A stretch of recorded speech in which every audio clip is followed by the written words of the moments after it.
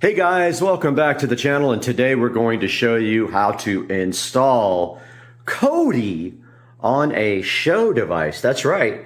You didn't think it was possible. You thought you were locked down, but guess what? If you got one of these, you can put it on there.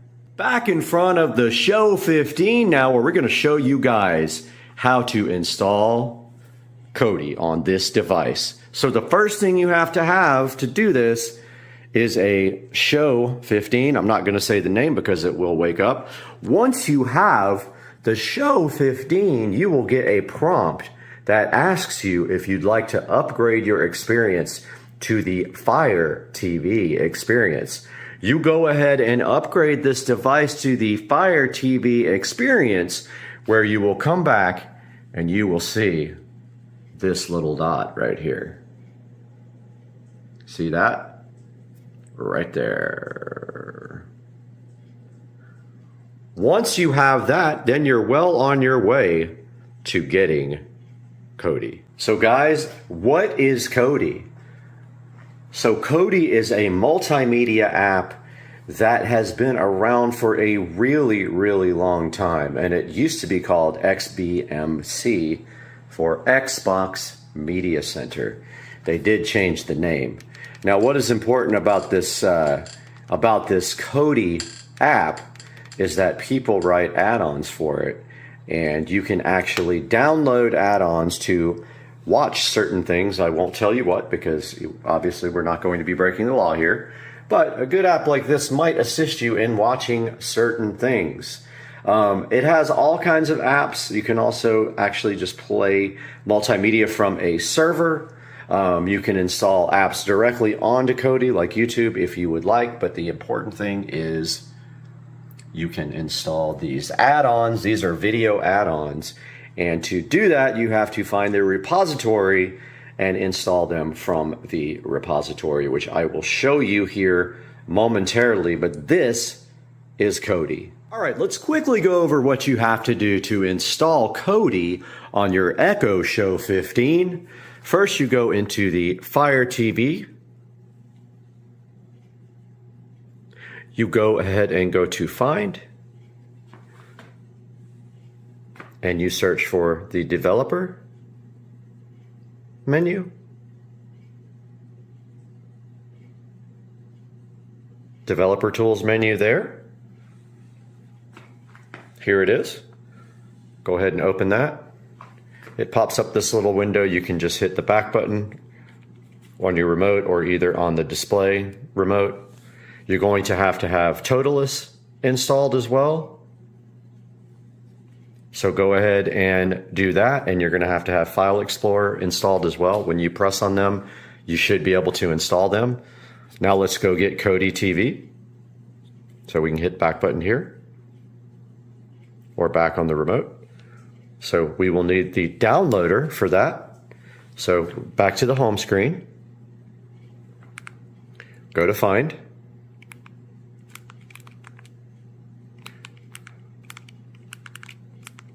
Try that again. Find, search for downloader. There it is there. Go ahead and install downloader. Once it's installed, open it up. Now it's telling you that there's limited functionality for touch. So now, once you have downloader installed, you browse to either this full link, or you go to Kodi.tv. And remember, this is limited touch. So if we just go to Kodi.tv, if you don't want to type in that whole link, you're going to have to get the 32-bit version. Go to the little menu here. Go to download. Go to Android, the little Android robot. Get the 32-bit version. The 64-bit version will not work. It will go ahead and download. Once it's done, it's going to attempt to install, which is going to fail. This doesn't work because when you hit settings, it's just going to disappear. So just click done on downloader. or actually you have to use your remote. Again, the touch doesn't work on a lot of things. Click the home button here or on the screen to get back to your Fire TV mode. Go into your apps, find your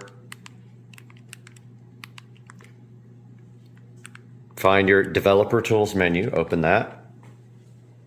Just hit the back button to get out of that. Now on File Explorer, you have to use your remote. Again, see how it says limited touch? You're going to want to go to your downloader folder where you downloaded that Kodi. Select the one you just downloaded. I have a couple in here. So just select it with the middle button or on the screen. Click cut. Hit the back button either here or on the screen remote. Go to download and paste it. Once that's pasted, go back again, go into Toolless, right there. Toolless, or whatever it's called. Open that. Find your download folder. Find the app you just copied. It's one, these are old. I've done it a couple of times now. But open up the Kodi app. It will then say continue, and it will install, and it will finish. And then once it's done, you will see that if you go to the home screen now, and you go to all your apps, you have this wonderful Kodi. There is proof that Kodi works on the Show 15. And then now we will show you how to put a good app like the Crew into this. Okay, now that we have this installed, you're going to want to put something in it. So to do that, you need to get a add-on. So if you go to Settings, File Manager, Add Source, Browse, click enter a name for this, call it Crew. And then click none where it says path. Okay, so here is the path, https://team-crew.github.io. Click OK. Click OK. Click back. I'm just going to use the remote because it's easier. Go to add-ons. The touch works. Install from zip file. Yes. You'll have to enable unknown sources when it gives you the warning. You can enable unknown sources. Come back here, click on the Crew. There's the repository. It is installing now. There we go, add-on installed. Now install from repository. Click the Crew repo.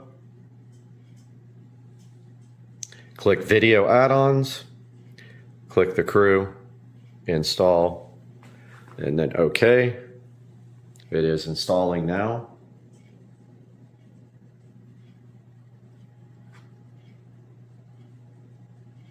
Shouldn't take too long. It's at 7%.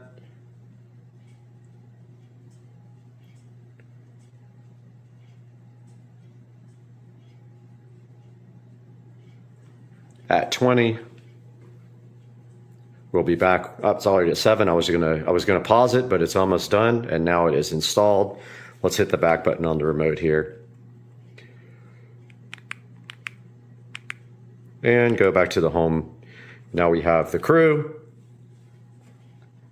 And you can proceed to enjoy your favorite things on your Echo Show 15. Guys, I hope you enjoyed the video. Please like and subscribe to the channel if this was helpful, and we will see you next time.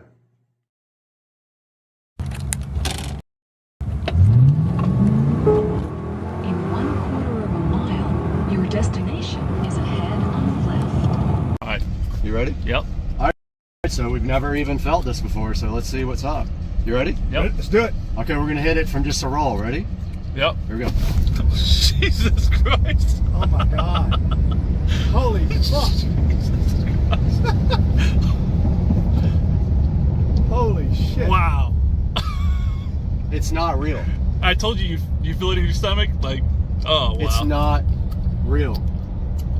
Is that crazy? Dude, is that the craziest thing you've ever felt in your life? Was I really seeing 119? Yes. Wow. Now you see why this is the fastest production car made? My God, it's like There's nothing that even comes close it to was this. seriously like taking off in an airplane. More. I think it pulls more. Gee, and that's a roll. I mean, that was a slight little roll, but I've never launched it. Dude, was that cool? That's the first time I ever felt it. So the brakes are a little sketchy in this thing. They're not the best in the world, so you got to be careful about being on 120 and then like trying to brake really Yeah, I noticed fast. that just then. I didn't get on them really hard, but they're not great. Everybody does like carbon ceramic brakes, but yeah, so that's a roll. There's 100 right there. Jesus, that's What do you think, Joe? Damn. ridiculous. You see why this thing's fun, right? So ridiculous. Wow. Don't get in trouble. That's all I can say. Well, the good thing is nobody will hear you. It doesn't even look like you're going fast. You know? Right. You're just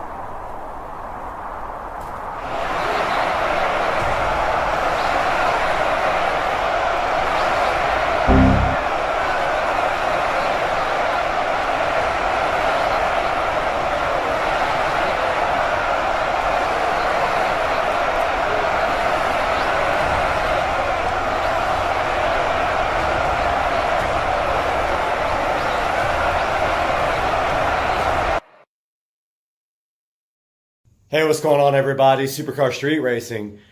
Today's Friday. Haven't updated in a long time, but today we are going to pick up the car finally. It's been about 2 months since I dropped my car off. We've done some major changes to it. So today is the day that we are heading out to Tuners Inc., me and Chad, and we are going to pick up the car. So first I want to show you this craziness though.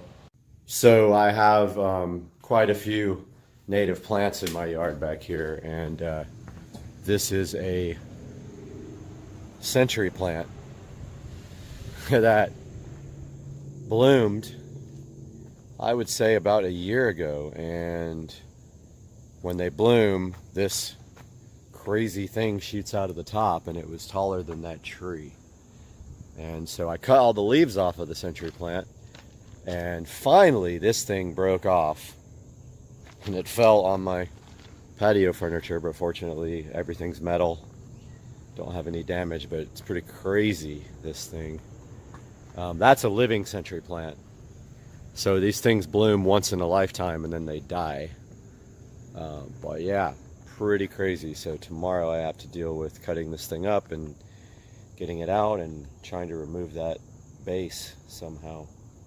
Oh well, that's just something I'll have to deal with. Waiting on Chad, and we'll have another update. Hey, what's up, everybody? Me and Chad here. We're headed out to Orange Park, worst place to go in the world, to go Watch out, vehicle stopped on shoulder ahead. Okay, sorry about that. Wait, this is running.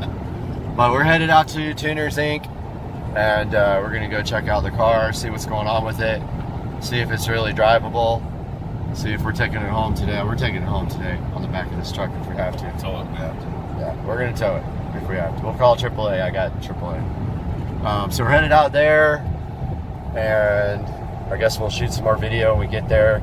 I'm almost positive he's gonna have this thing on the dyno still. So we'll talk to you in a minute. Got the motor back together. What's going on? What are you thinking? Thinking it's gonna make some noise today. It's gonna be loud as hell.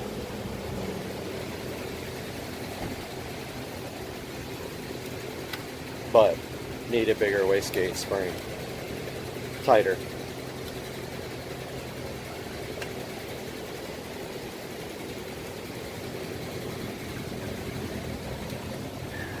It's the new turbo. New hot.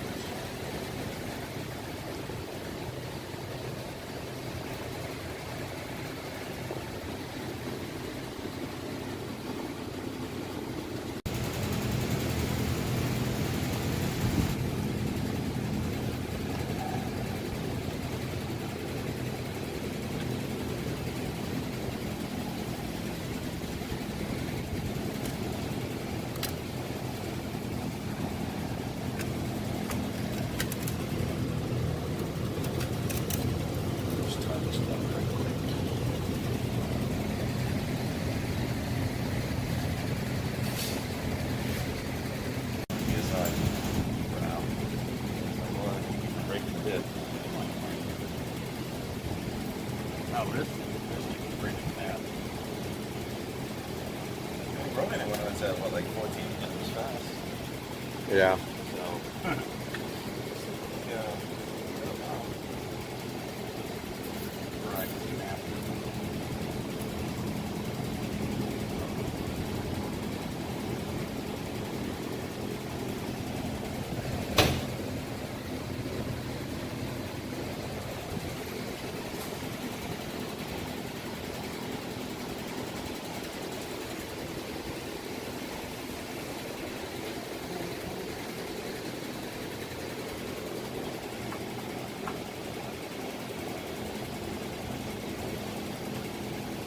Got going on today, Brad? No. Working. Oh. This is what I call working.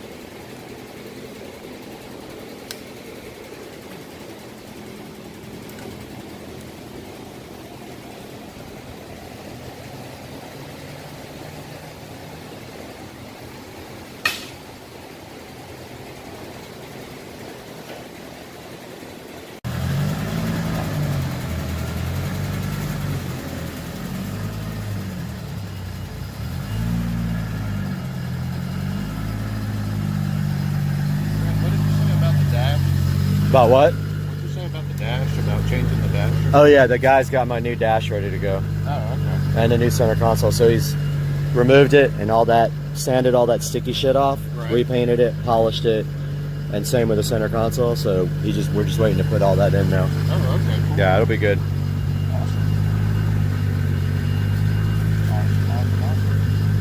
Can you turn on the two-step while you're in there? Yeah. Give me just a minute before. All right.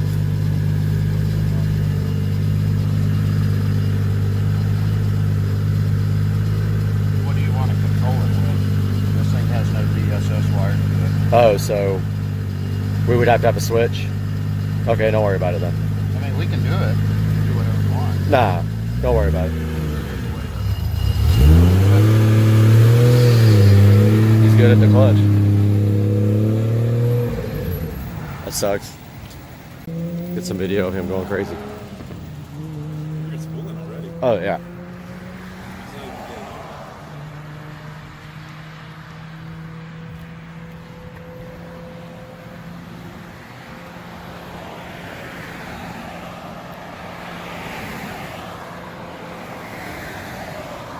Alright, got Chad here to take over. See if I still can drive this thing. Haven't driven this thing in 2 months. I don't know about the clutch.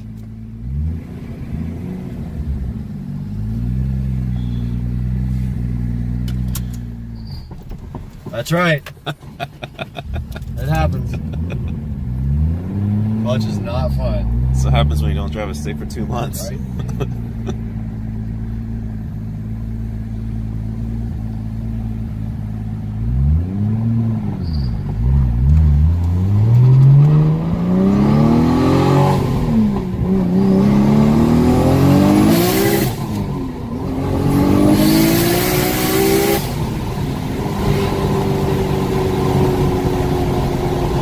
It went over 20. 28, I guess. That external gate is loud. Very loud.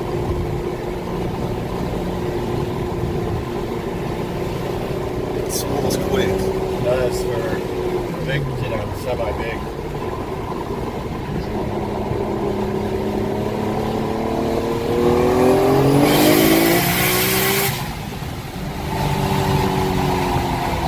My car. That spool is insane. Way faster than your other turbo. Oh, yeah. Way faster. Raining. Seems kind of dangerous.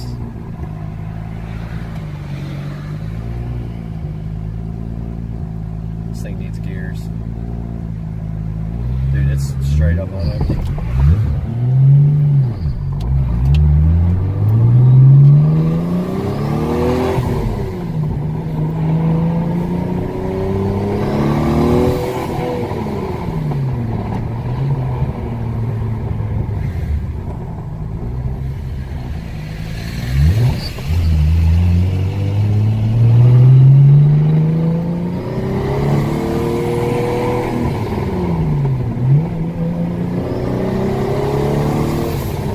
Gotta ask him what fuel's in it. I don't even know, and it's It's E85. dude, it's on dead empty right now. It's E85. I can smell it. It smells like oil.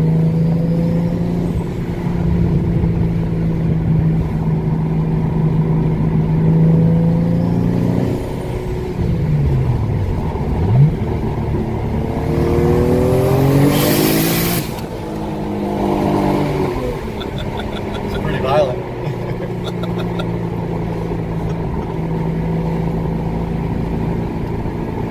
So funny. Is it showing peak? Yeah. Why does it say 26 right now? This thing's not working. It is working. Huh? It is working.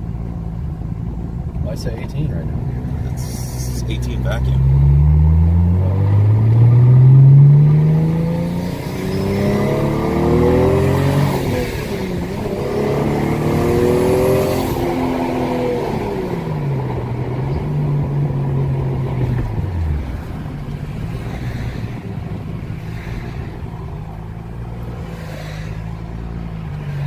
fucking not stalling. Just have to give it a lot of slip. Your turn. Yeah, put some gas in this thing. You drive first.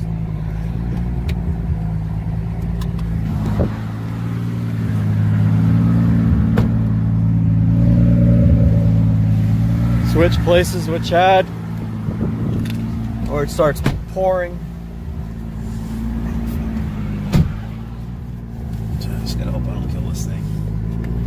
It's so hard to drive, man. I mean, it's not hard to drive. The clutch is very hard to slip.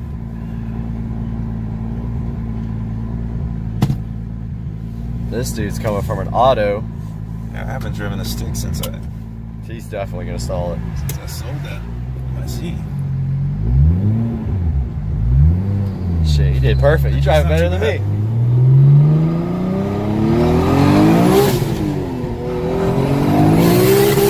God. It's quick, dude. Damn.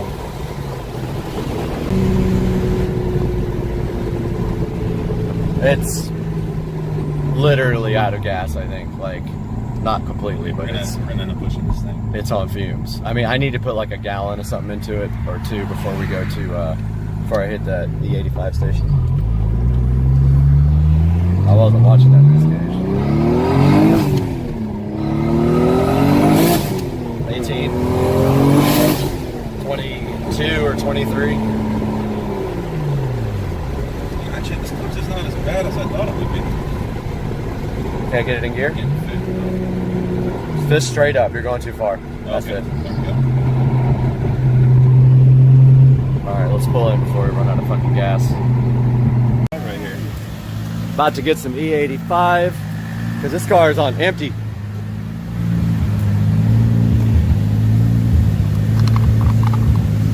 Like, super empty.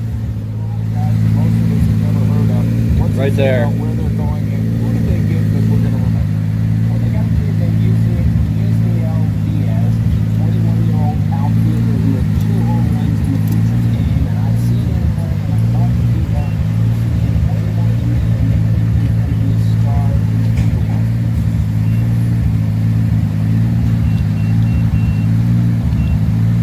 Got it. I got it.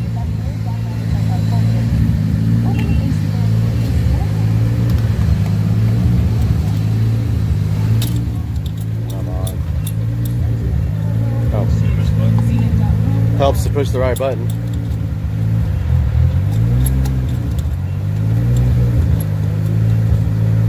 My God, how long does it take?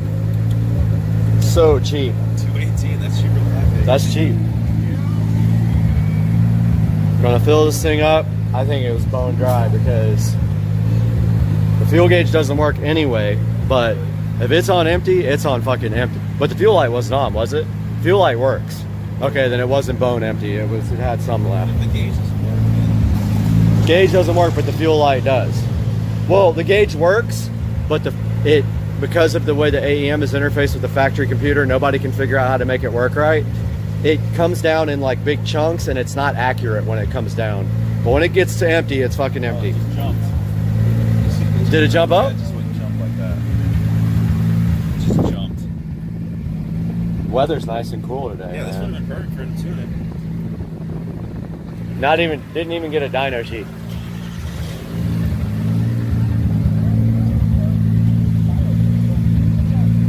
All right, we're out here at the gate station on Blanding. I was literally putting fuel in the car and it died, and now there's no fuel pressure. So we're waiting on Tracy to get here to see what the heck's going on. Obviously, probably fuel pump related. So we'll see what happens when he gets here. All right. Checking out the fuel pump wires. Fuel pump fuse is melted. Under here.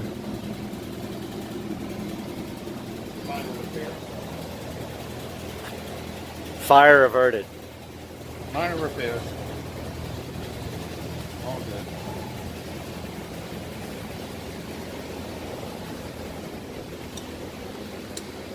burns to the ground, just buy a new one. No. You know, I got insurance. And if you can get that thing on. I can.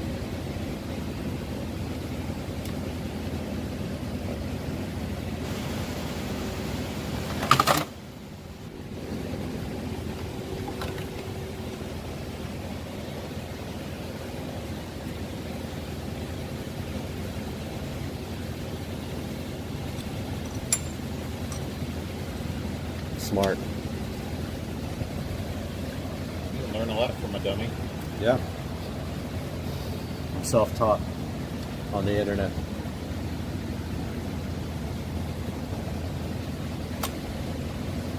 Yeah, but this thing, that's another strong shit, right? This thing runs really good. I think with good boost, it'll be a beast. It's not fast enough right now. No.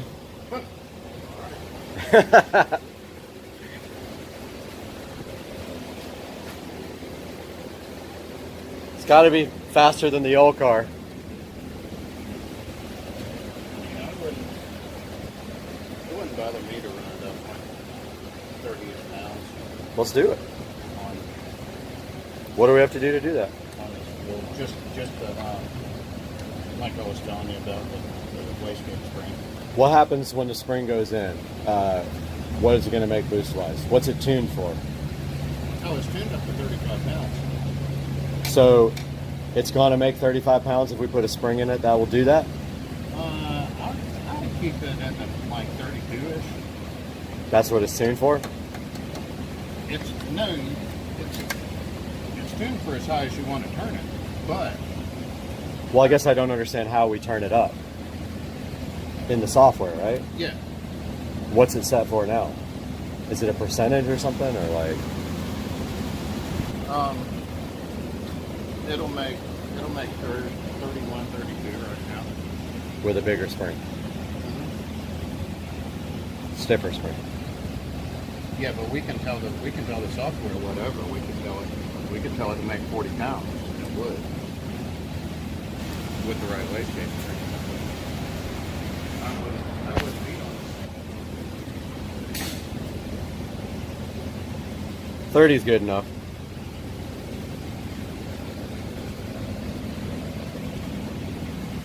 32 makes just over 800, and I would, that would. It did make 800? Yeah, oh yeah. You have a sheet for it? A diner sheet? You have it saved anywhere? I will look in just a minute. I had that on. I'd like to put it up online.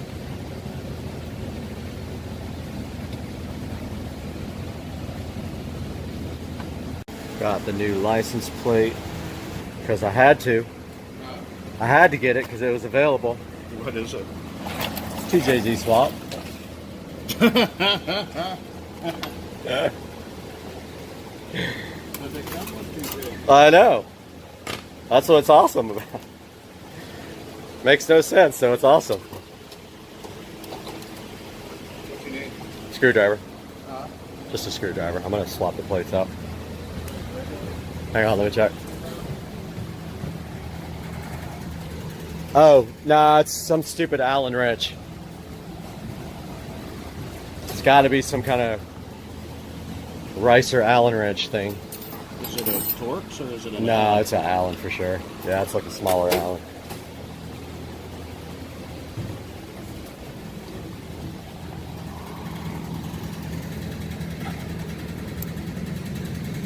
Gonna take this plate off. Put on the new one. The plate that makes no sense because when I ordered it, I thought it had a GTE swapped into it, but it doesn't. It has a built GE, but I don't care. I'm surprised I got the plate anyway. I think it's awesome. I'll change it next year maybe. Of course, I've got to have these stupid special Ricer bolts in my car with my Ricer name tag, which doesn't even, it's not the car I own. Love to get rid of that one day. Let me get this out. Got the new tag installed. Actually looks way better. It's just a better looking tag than the green and whatever. Oh man. Made sense when I thought I bought the car. Headed back home now, over to Arlington from Orange Park. Got the fuel pump wiring fixed. And so we should be okay for now. Chad and I want to redo the fuel pump wires though, make sure it's all good. So, state of the car right now, making about 22 pounds of boost. It's making 650 to the tires, and Tracy said that at 30 pounds of boost it made 800 to the wheels. I don't have any dyno sheets, so cannot really brag about that. We'll see you guys next time. We'll figure it out. Just got back to the house after leaving Tuners Inc. Got the fan on the engine, trying to cool it off a little bit. I'm about to fully detail the car as best I possibly can. It has been through some tough times for the last 2 months, so about to do that now. Going to start with the inside.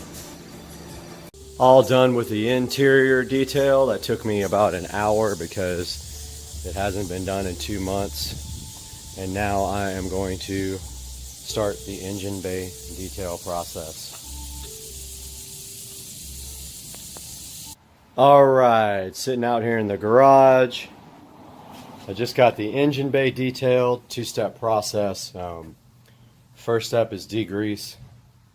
Second step is to engine shine. Got that all done. That is the new 6870 turbo.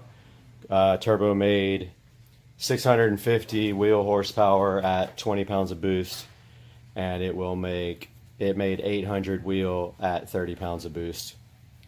Still got to take it and get everything finished. The wastegate spring is not stiff enough, and so the wastegate is opening too early.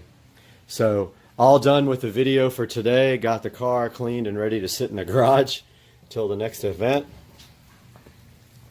Got the new plate going.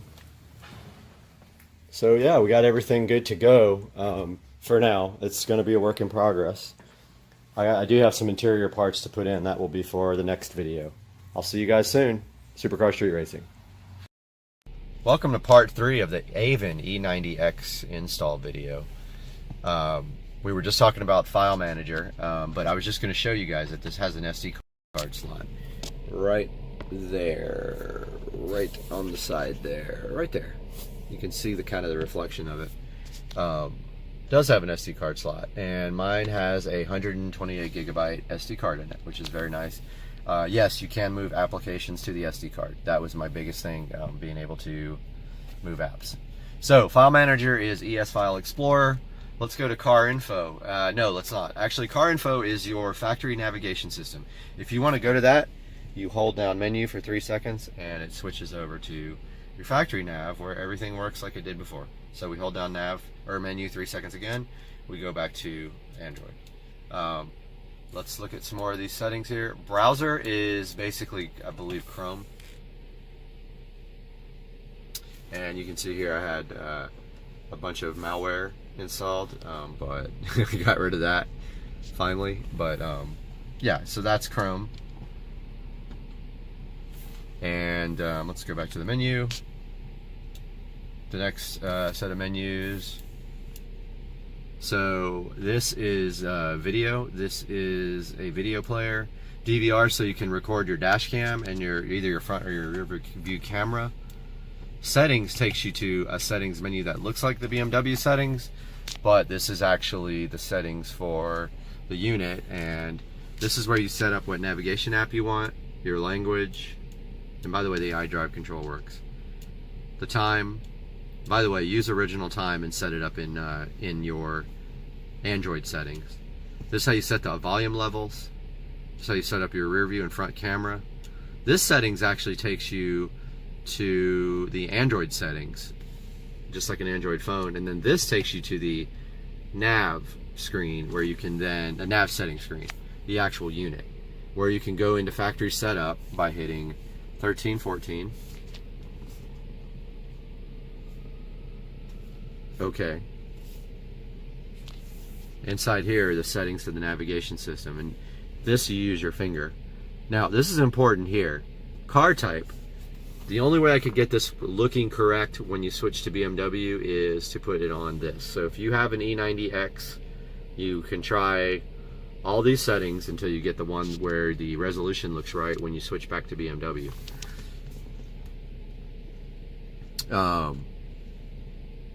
There is also a boot logo change screen here. This is where you set up the GUI. I have it set on Evo New.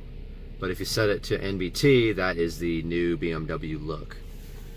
So let's go to menu again. So dashboard is interesting except for one thing. So dashboard is where you get information about your car, and you can see it actually works. But the problem is that it's in kilometers per hour and liters. I mean, come on, dude, get this working correctly. This unit is for the US. It doesn't. You need a switch for miles per hour. Okay. So hit back. Phone link is where you use your telephone, and apps is just like it says. It's your ta-da Android apps, and you can see some of the stuff I've got loaded on here. I did try to root this. I was not successful, and in the process I installed a billion malwares on it, which I removed later. So yeah, I have all my BMW apps here. The iDrive does not work on this screen, but so you have a BMW, you probably, and it's an E90, you probably know about MHD, and you probably know about XHP. So let's talk about having MHD available to flash the car. So let's hit that. Of course, resolution looks weird until it boots up. Now here's MHD. Now let's look at, now every time it boots up it asks me if I want to use a USB cable, which is annoying, but it does it every single time. So let's look at where we would flash. So here's the maps, and I'm using that E85 mix down at the bottom for corn. And let's hit the back button. So yeah, this is the MHD flasher, and in the next video we're going to talk more about that. All right, everybody, welcome to part 2 of the lithium-ion golf cart install. And as you can see here, it's been a bad day today. And actually, it's my birthday, and it started off badly.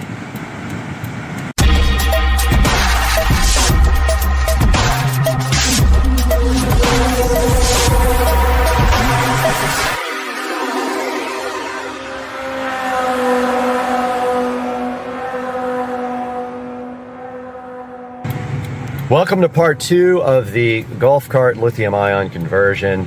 And we are in Rich's truck because guess what? All my golf cart conversion parts, which are in the back here, in the back, and in the bed, got sent to the wrong address.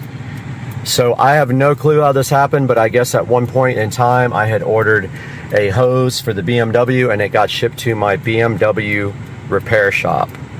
So yeah, now we're in this gnarly line for traffic and have to get back to work on my birthday, and then we will update you as we get updates. Let's go, people. Moving on. What about?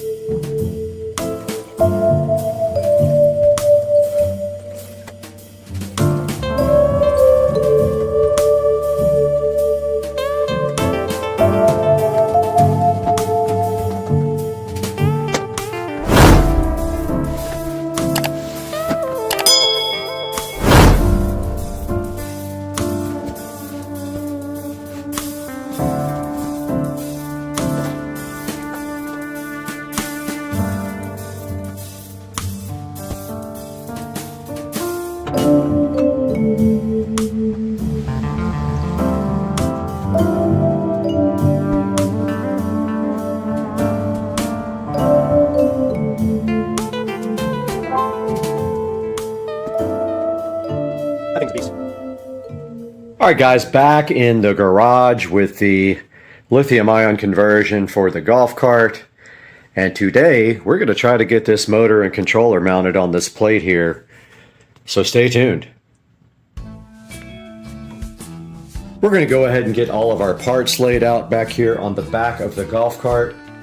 And right here we have our mounting plates for the battery, mounting hardware for the battery,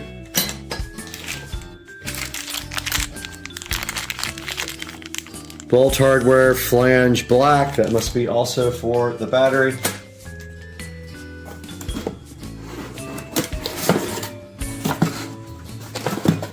This is the on-the-fly controller. We don't need that right now.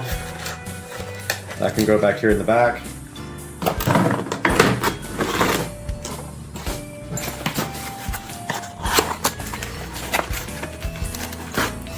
This is the gauge for the Eco battery charging system, or the voltage, whatever. We don't need that right now.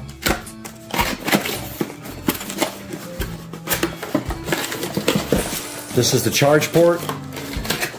We don't need that right now. Wiring, we don't need. Solenoid.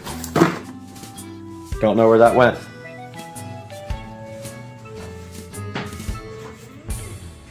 Solenoid is here. This is an empty box now. Can go away. There is the solenoid.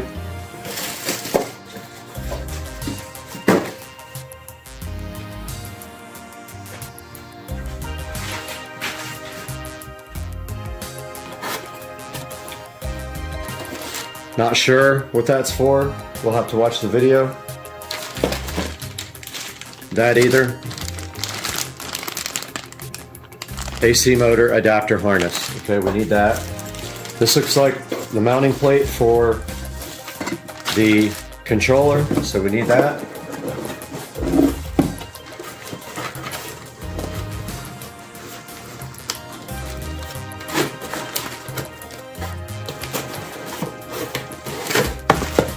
This box is smarter than me at this point.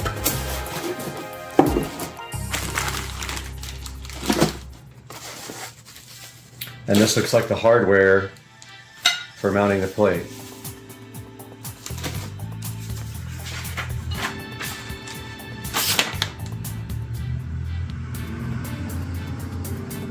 I don't know why there's two different pages. One is for, oh, that's Easy Go, that's Club Car. Okay, so now we gotta open up a video to see what to do next, but I think we can go ahead and remove the solenoid from the motor plate. Not motor plate, controller plate. Alright, the first step is done. The controller has already been removed from the plate, so that was step one. So we will, after that, move on to step two. Okay, so we need to remove this pink wire. It will later have a ring terminal on it, so that needs to come off. Go ahead and do that now. Alright, so that is the second step done. Okay, the next step here is to remove the activation wire, so I'm going to go around to the other side of the cart for that. And your activation wires are blue, right here on the solenoid.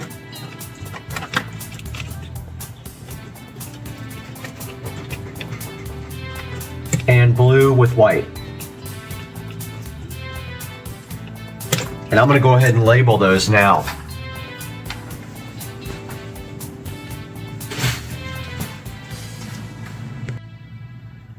Got my label maker here. I'm going to go ahead and print a cable wire out that says activation or activation, because this is out of labels. Got a new label pack installed. Let's go ahead and print. See if it works. That's perfect. Was that a wire label? Yep, it was. It puts more on the front so you can overlap it together. I'll show you guys that here in a sec. So sometimes it works out great with me. Sometimes I do it wrong because it just takes a lot of like precise putting the label on. So the way this works is like this. I think. You go half, and if you stick it, it's broken, but it just goes just like that. And there is your activation wire. Done. Okay, next up we got to remove the solenoid, so we're going to take off the 1/2-inch bolts. More nuts. Right here. And we are actually going to be not needing this one because we are putting a ring connector on the one that goes there. And we're replacing this cable as well, I believe.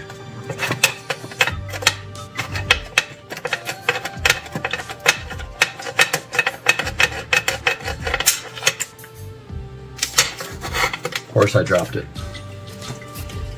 And where did it go? Right there.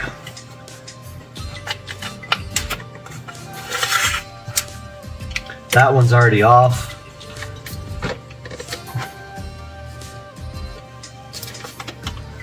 And there's a jumper between them. I'm not sure what that's for. I'm gonna put it back. I don't know what that is.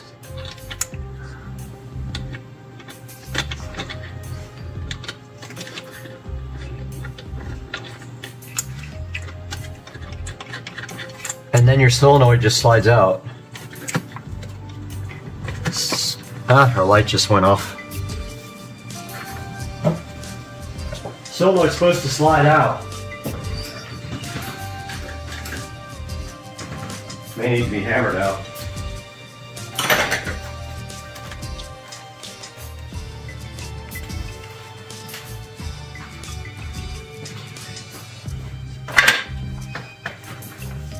This solenoid is being stubborn, but I believe, yeah, just pops out just like that.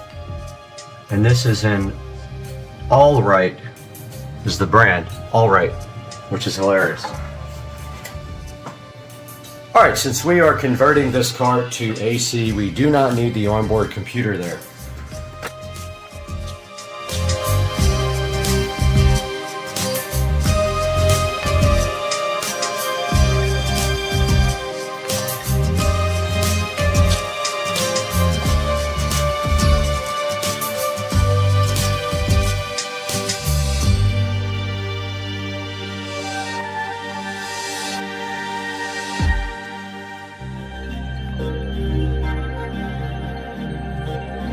Backing up one step, we're actually going to remove the charging port.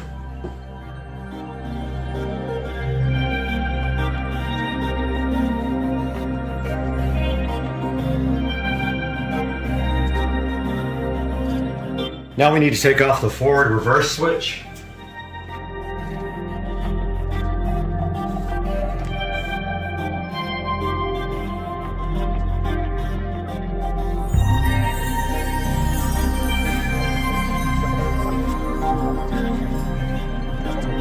This one on the right, you don't have to take off completely. I did it anyway.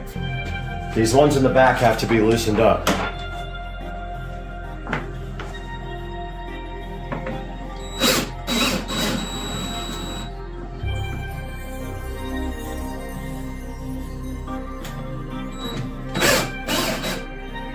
All right, those are loose. I could have left that one on the front right, front driver side, loose. But I did remove it and put it in a plastic bag for safekeeping. So what we're basically going to be doing here is picking up the body and removing this plate. Just like that.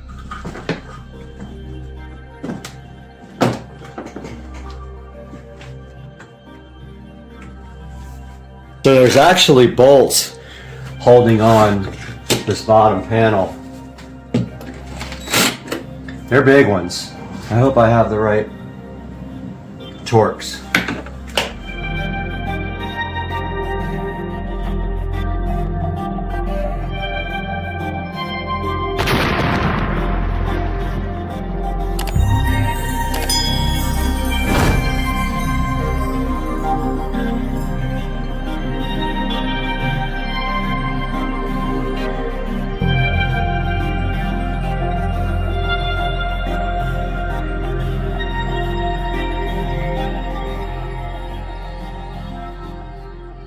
This guy over here I had to drill out.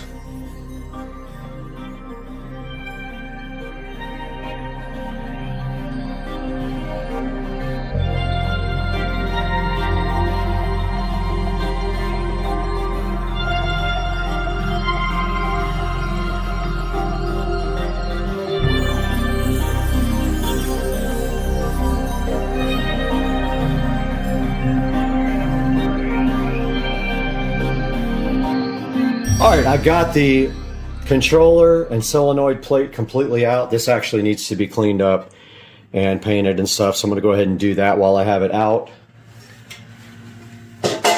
And now we can work on getting the charge port out, completely out.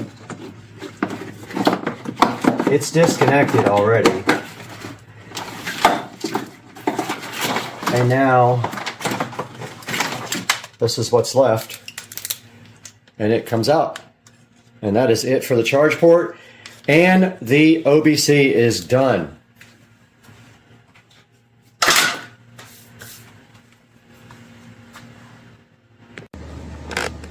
Alright, I'm going to go ahead and prep this motor plate.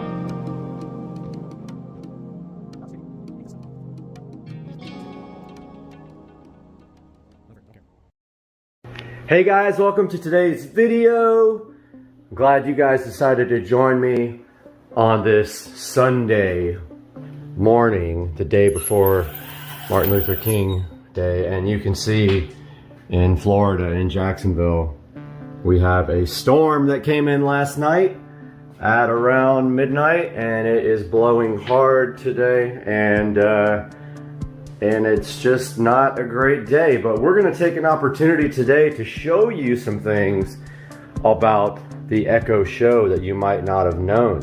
Now, depending on how you feel about monitoring your home, as long as you don't have any issues or your guests don't have issues with privacy, I'm a big advocate of monitoring as many rooms as possible in your home. In case you have a break-in, you have video evidence, and the more cameras you have, the more you can cover if someone breaks in. Example, I don't have many cameras inside the house, but I do have one in my living room that points at the door, and it, of course, is a Wisecam V2, and it does motion detection and person detection. So it's pointed the zone is set to that door. So if someone walks in that door, it sends me an alert. Of course, that's an awesome thing. Now, the house came with the best security system ever. You open the door and that thing goes crazy, but I don't use that one, obviously. Today we're going to look at unlocking a feature that is kind of hidden and controversial on your Echo Show. So this feature is called home monitoring. So let's go to the Echo Show that's in the living room here. So it actually faces the office door. Now, of course, well, I'll show you how to configure it first. So you just open up your settings screen there. Go to settings. Scroll down to camera. See this feature here that says home monitoring? Flip the switch to on. And it says, beware, anybody can stream anytime. So what they want you to know is that you sure you know what you're doing. Now it's going to make you put your password in to enable this. Hit continue. And I'm going to do that now and I'll be right back. All right, we got the password all put in on the Echo Show 5. Make sure that your camera is open here. And that's another thing. If you put this in a room where someone wants privacy, you can always flip that and they can't see it no matter what. You'll still be able to hear though. All right, so it's all set. So now the next place you can access this is either another Echo device or let's say a Fire Stick or the app. If I say it, it's going to wake up all the devices, but you know, it's the Alexa app. Oh, she didn't wake up. Okay. Let's take a look at it on the Echo, the Fire Stick. So this is my kitchen. I have a Fire Stick 4K here. So this is a feature I didn't know about until a couple months ago, but if you can use the microphone to talk to this just like another device. So show my smart home dashboard. Okay. This is how you access all your smart home devices, and trust me, there's a lot. You should check out my smart home tour.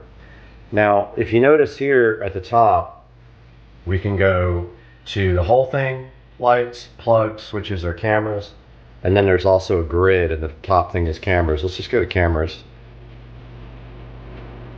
Okay. So some of these are Wise cams and some of them are Echo Shows. So I don't see the living room yet. So what the deal is that probably hasn't had time to propagate into the app. This one is the Wise cam.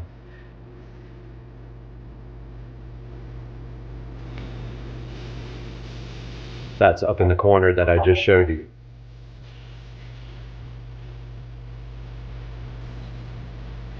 There I am.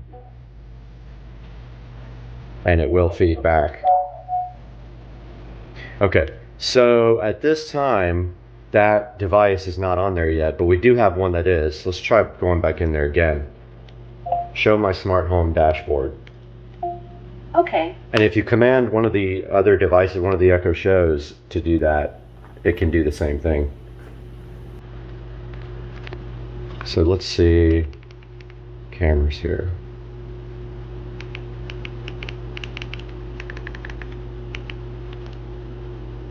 So there is the one in the kitchen, which is going to feed back horribly right now if I say anything. So I'm just going to turn it on and not say anything.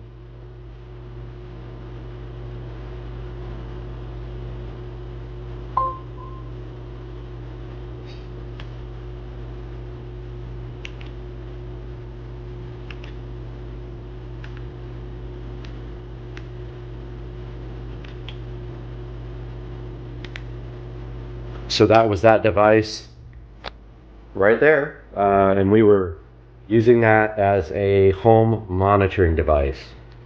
Now there's also drop-in, which is different. Drop-in is a two-way communication session with any of these devices. Look, it shows you a warning there, but it actually is not. I'm already out of it. So this is not drop-in. That's a completely different feature. Let's check out the one in the office. I like how it shows the thumbnail after.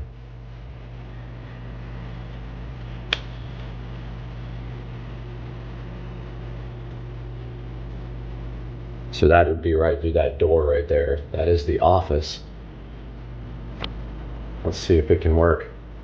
You know, it's sometimes can be a little flaky, so I'm sure they're working on that, constantly improving the quality of this feature. So that one's being a little bit flaky.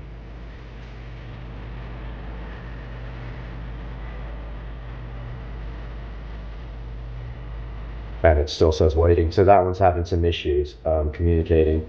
Let's go configure the one in the theater room, which really will just be looking at a wall. So we're in the theater room now. Let's do it again so you guys know how to do this. So we swipe down, go to settings, then we go to camera,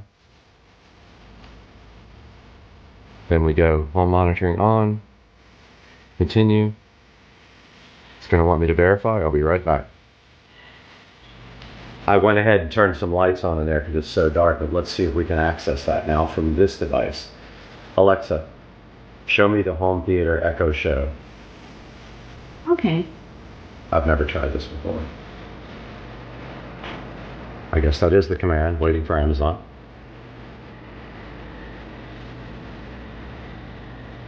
There it is. Pretty freaking cool. Now on the other one, you will see a little warning that someone is viewing the camera. So that's kind of a safety feature. The only time you don't want to see that, I guess, is if somebody's breaking in your house and you don't want them to know you're watching them. But yeah, it will feed back because the microphone's on.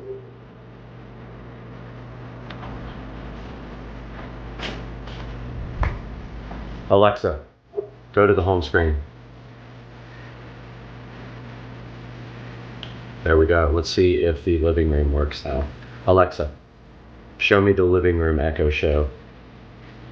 Did you hear? No. Sorry, I didn't find a group or device named Living Room Echo Show. So we got to figure out what's causing that. Now this one might be named. I thought it was named Living Room Echo show. Let's see. Settings. Let's try device options. Ah, it's Living Room Echo. Let's make that show.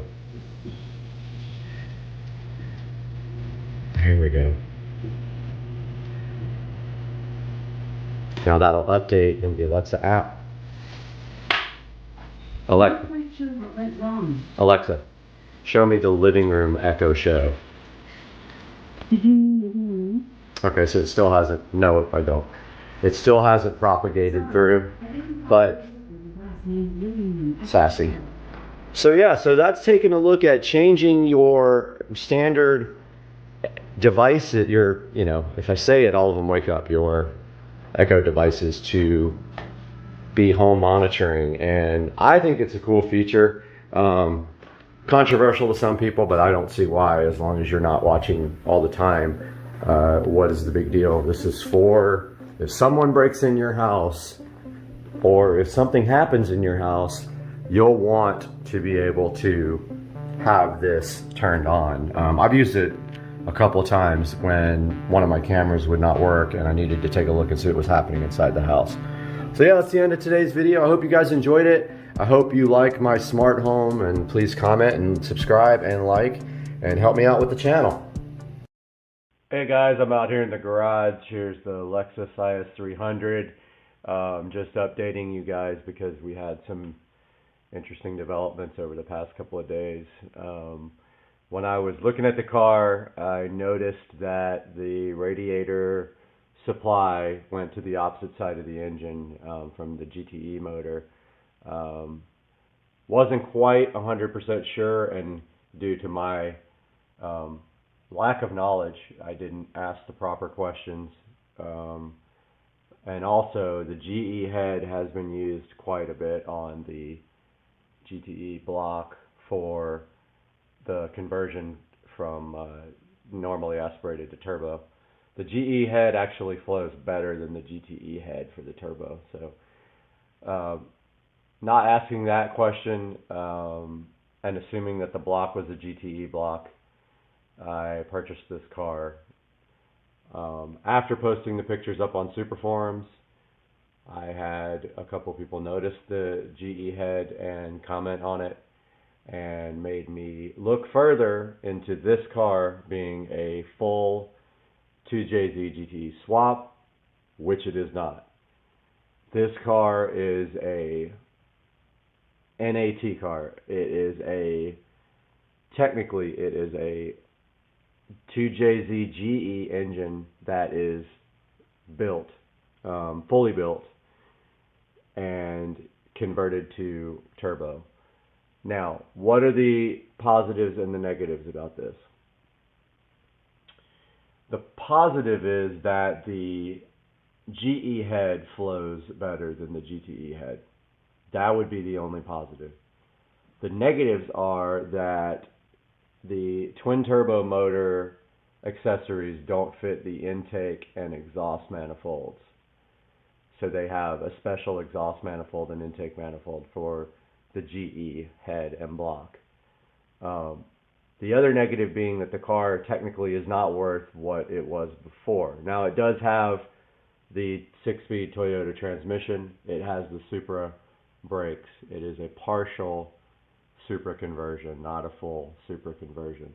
I have been working with the seller and the dealer trying to work something out to keep the car, but I do have a lot of content already made that I was holding off on releasing, but wanted to post this quick update before I release that content. I'm waiting on an answer from them about a few stipulations that I have on keeping the car.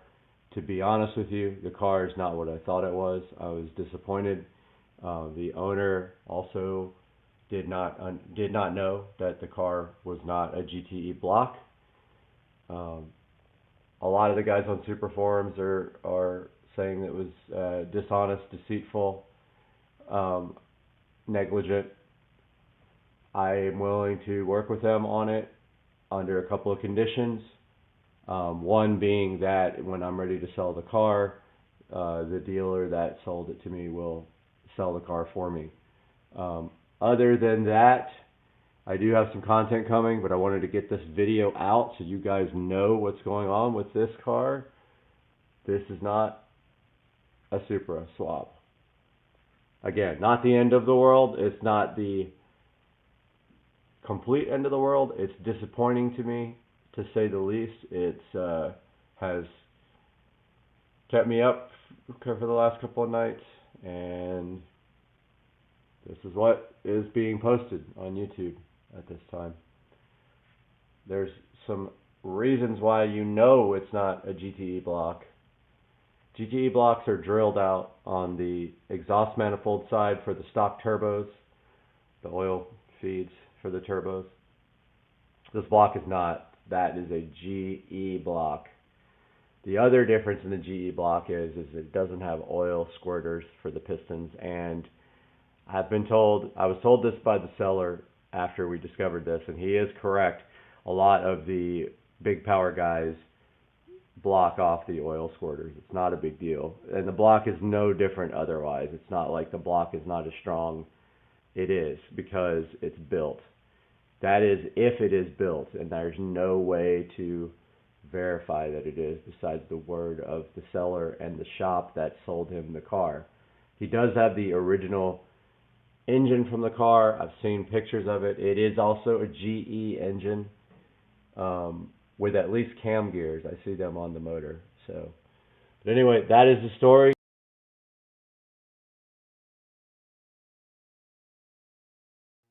What's going on, guys? Getting my afternoon walk on. It's Friday, and on Friday I get to work from home. Pretty amazing.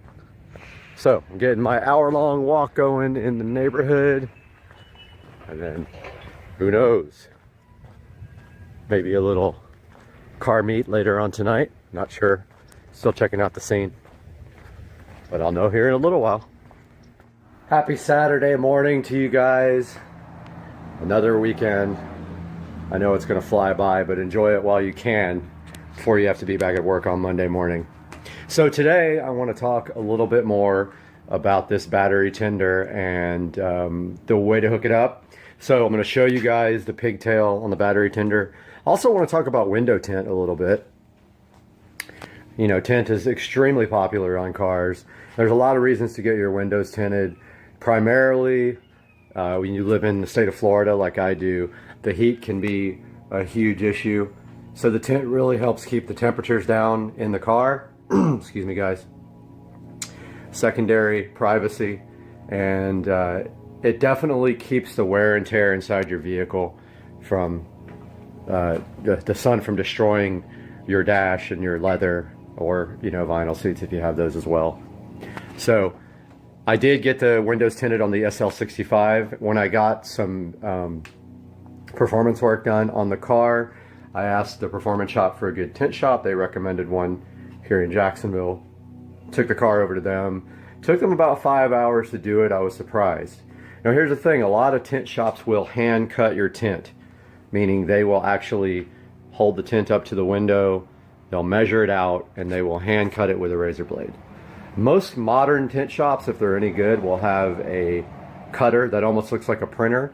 It has all the vehicles stored inside of it, the patterns. They'll go in there, they'll press a button, print your tint right out. It's awesome. Then all they have to worry about is putting it on the car and getting all the bubbles and stuff out of it. So let's take a look at non-tinted vehicle versus tinted vehicle. So here we go, taking a look at the two vehicles here in the garage. This is a 2009 335i convertible. Notice all the 335 convertibles were hardtops, which is one of the reasons I bought this vehicle. Unlike the 1 Series, which is a soft top convertible. Now you do sacrifice a little weight to have a convertible. They weigh 200 or 300 pounds more than the coupes, but I absolutely love having a convertible in Florida in the summertime. So anyway, off track a little bit, but here's the 335i. Now notice here, this car has factory tint. It's not very dark, you can see through the car. It's okay, it's not terrible. I have not had this car tinted. That is on the list of to do. In fact, I might go do that this week. Let me go ahead and close this garage door so you might have a better idea. First of all, let's look at the other car though before I do that. So this is the 2005 SL65 AMG Mercedes-Benz. So this car has 70% on the front, and I can't remember the percentage on the side. I want to say 20%. And have a look at the difference there. So that one versus that one. And it'll be much more pronounced once I close this garage door and the exterior light can't get through the back window. You'll be able to see that much better. But notice here, 20% versus factory tint. Same on the back windshield here. Back. You can definitely tell the difference there in the tint. So notice here that, you know, this tint is definitely illegal, and you probably will get a ticket in it if a police officer sees you with this tint on the side windows. So I would be careful. If you don't care, a lot of people don't care. One of the best things you can do is, if you see a policeman anywhere around you, roll the windows down. That's the best you can do. This car, of course, no issues whatsoever until I take it over this week and get it tinted. So there you have it, guys. Now, next part of the video, I'm going to show you guys the hooking up of the battery tender junior permanently on your battery post. Alright guys, here we have the front battery on the SL65, and you can see right here, somebody put this on sideways. So, unfortunately, now be careful here when you're taking this battery off that you don't touch anything metal with your wrench, or you will know immediately, because you're going to arc it and it's going to be an issue. So now this nut has to come all the way off. So now that that is loose, let me see if I can get, and don't drop your wrenches down your engine bay. See if I can get this on there now. Helps to go the right way. But so this is a positive post. And this one is actually way easier here because someone put it on correctly. Now, of course, this little driver here thing doesn't have any torque whatsoever, so it's not going to get off anything tough. That's what my big Hitachi drill is for.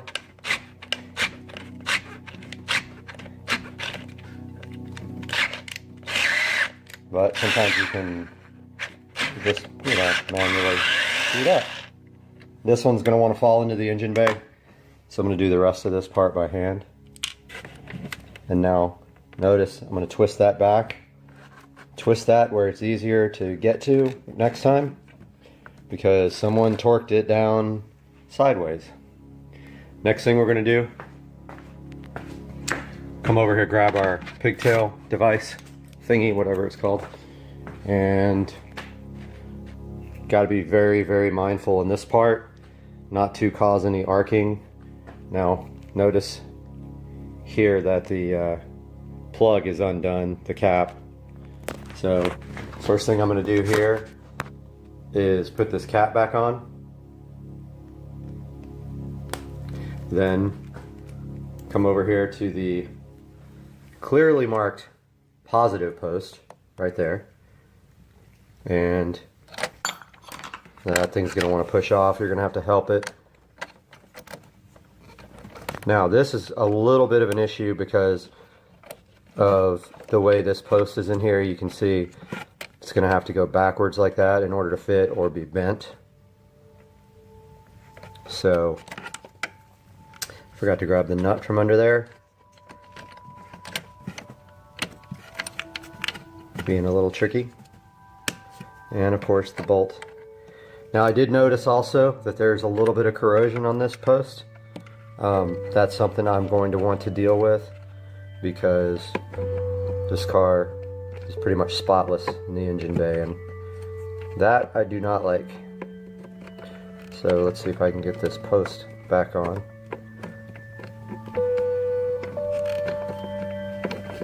Okay, so now that I've got it on there, we can kind of tuck it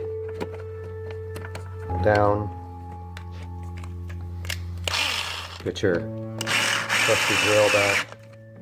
And I tried to turn again, so I'm going to try to force it that way and hold it.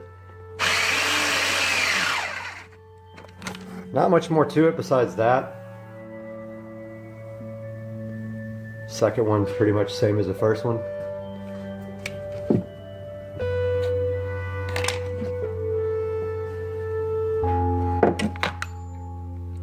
Whatever happens, do not let this nut fall into the engine bay. I'm gonna go ahead and put that on there, and I'll get back with you guys.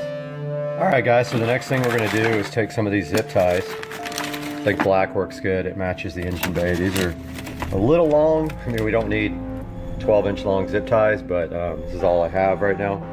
And so here's what we're gonna do in this case.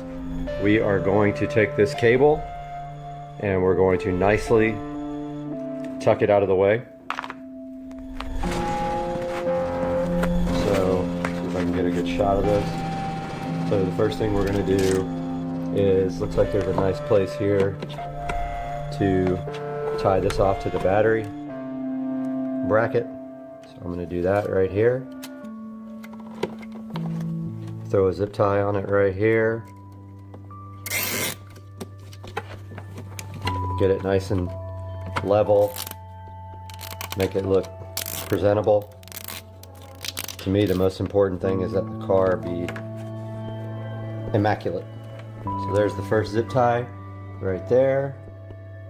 I'm going to put another one right next to it down here on the battery post. It's going to run right along the battery post right here.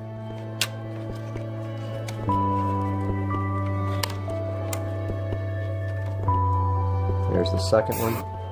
It almost blends right in with the battery post.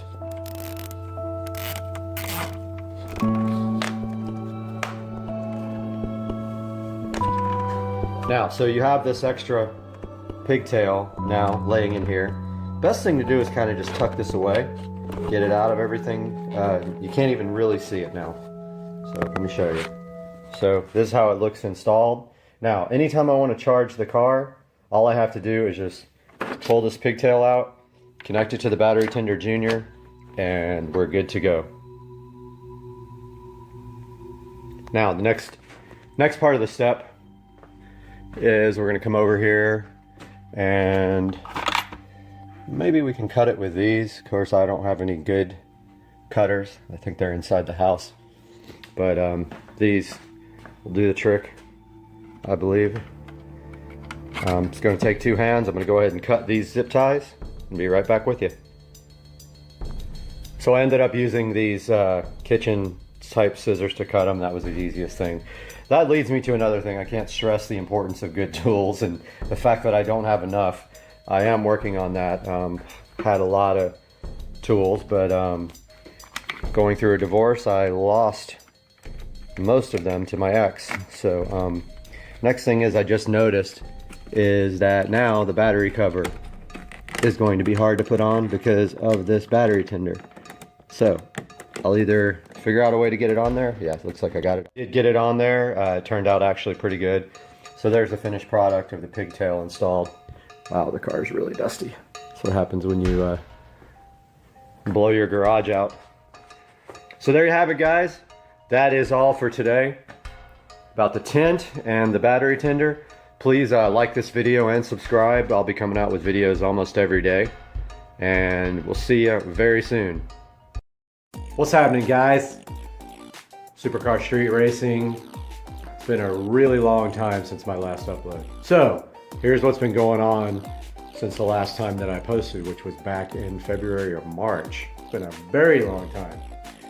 So I sold the SL65 to a guy who is in the Air Force. He's actually going to be stationed close to my parents' house, which was interesting. And so since that time, I've been looking for cars. I looked at Toyota Supras, Nissan GTRs, E63S AMG.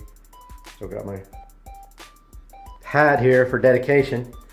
So I did find a vehicle, and I made a deal with someone, and I will be picking that car up on Friday. I am driving to Virginia in a one-way rental car and to pick up my new vehicle.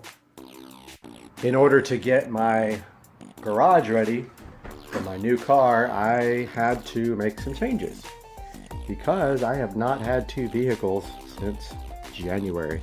February. Ended up selling my truck as well. So here is my other vehicle that I acquired. This is a 2011 Honda Accord, and I picked it up with, believe it or not, 13,000 miles on it. It's in very good shape. So I've been driving that while I was looking for a new car. I had my yard stuff all right here. I did relocate that again back to my shed so I can make room for the new car. Still have some of my old car parts. I've got my ramps, my battery chargers. I still have the whole entire stereo system that I'd never put into the SL65 AMG Mercedes. And I am ready to pick up my new car on Friday. Super exciting. And I have all this ready for it right here. I'm going to also be putting my parts in here. Right now it's so poorly organized. Just a mess in here. So I'm going to redo all this. Get that ready for new car parts. And so I will be vlogging on Friday as I drive in a rental car to Virginia to pick up my new car, and I will be posting at that time. See you guys. Have a good one. Good morning, guys, and welcome to the channel. Supercar Street Racing here, and we have another wonderful unboxing today that we are going to be taking a look at these Fit Life expandable garden hoses. These are the 50-foot expandable garden hoses from Amazon. Now, the reason that I purchased these 50-foot hoses is because in the backyard on the pool deck, I actually have added a new spigot for water to be close to the pool deck, which I've never had before, and it's really nice to be able to have water there. I also ordered 2 hose pots. So they look like basically big brown pots. They are like the kind of like the plastic looking things, because I read a lot of reviews and the actual metal pots are very prone to rusting and they don't last more than 6 months to a year and they just fall apart. So my plan is now to take these expandable garden hoses, and I've never owned one before. I went ahead and bought 2 and 2 pots because I'm going to be putting one out back by the pool deck and then one on the side of the house where we're getting the concrete laid. There is a spigot there, so I'm going to put one there. If that works out, I actually am going to buy 2 more, one for my well pump and one for the front yard here where the hose comes all the way out to the front. That's the only bummer, is I don't have water out front of the house. The hose does run from this side of the house over here to the front. So that's one thing we got to take a look at, but we got these Fit Life expandable garden hoses, and I believe these were in the $30 range. I bought 2 of these at 50 foot, and then we're going to take a look at those and unbox them and get them inside the pot that I bought as well. The pot will not be here till Saturday. So these actually have pretty good reviews, and there's some good information here. It tells you, like, you know, about the water pressure, the expansion, and they also give you supposed to come with a nozzle. So inside of here there should be a nozzle. So we'll unbox one and see what's in there.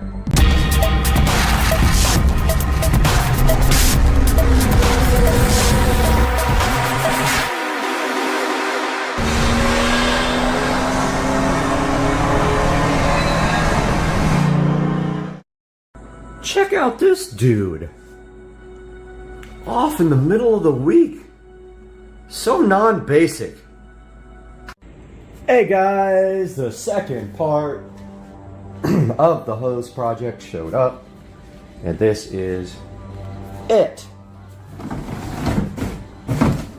These are the hose reels. You can see here they have holes on the bottom to let the water run out of and let the snakes go in. But anyway, they do have a hole right there for you to run the hose out of. So what we're gonna do is go outside. I'm gonna give you guys a little update on the entire pool project, and then we're going to install one of these guys. The other one, we're gonna wait. I did buy one for my well hose, but I've literally never used it. I think I'm just gonna hold off on that and save one of these for the side of the house after the concrete's poured.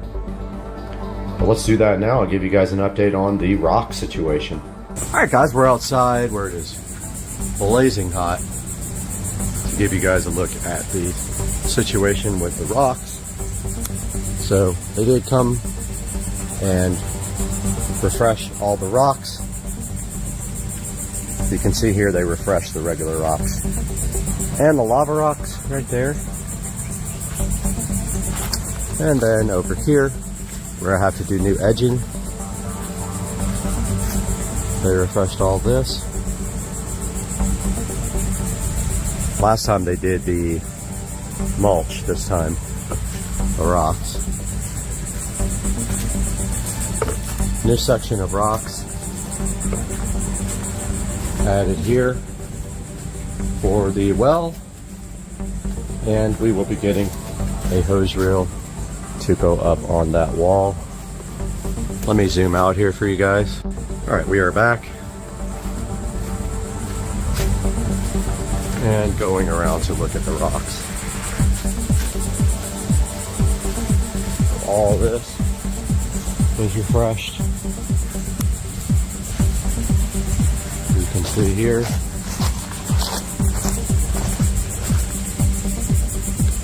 All these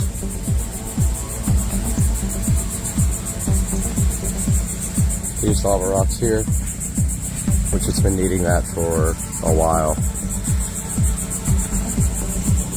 All this.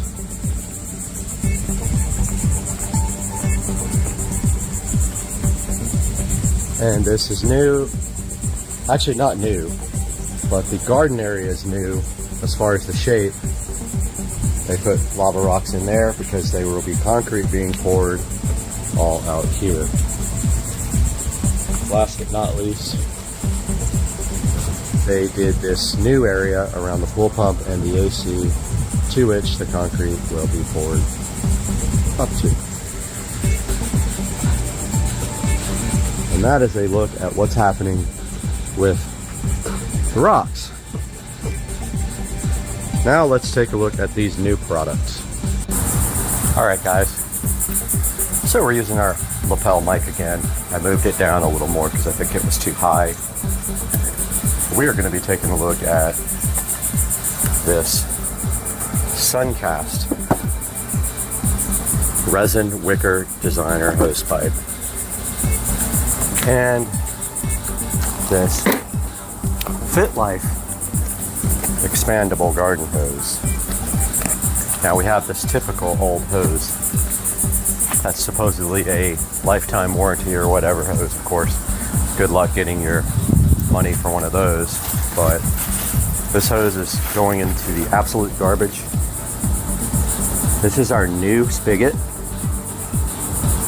This was put in by the plumber, my sprinkler guy, last week because I never had water back here at the pool.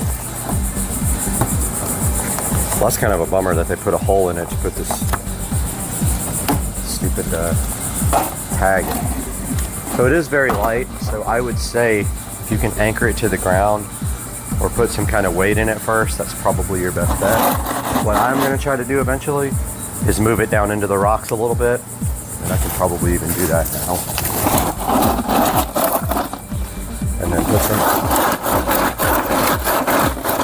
put some rocks around it to keep it anchored.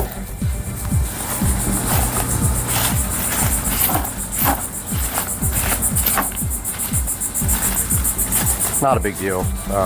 That's going to work out good. The exit hose for the hose, exit hole for the hose is right here. We got a free little bonus piece of plastic where they molded out the plastic from. And it is supposed to come with a new O-ring. Now this old hose had a quick disconnect on it. I'm not going to use that again. I honestly never used it. I'm going to seal this extra O-ring in case it leaks. Got 2 O-rings in this one because it was leaking, because this is a short. Looks like there's one left on this too. Yep. I'll save those 2 guys for the new hose, which is right here, the Fit Life expandable garden hose. Let's take a look at this guy. So it does come with its own spigot, I guess you call it, sprayer nozzle. I don't expect a lot out of a free, I wouldn't call it free. This hose is a $30 hose, $35 hose. And inside the box, we see their spray nozzle, and we see, make sure the washer has been put inside of the hose. That's the first thing. Please put the screw side on your faucet. That is what I plan to do. So, first we have to run the hose through the hole, like so. It's got 1 washer in it. I will be adding the second washer. Oh, nope, I won't be able to. This is too shallow. Yeah, it's too shallow to put a second washer on, I think. Let me see.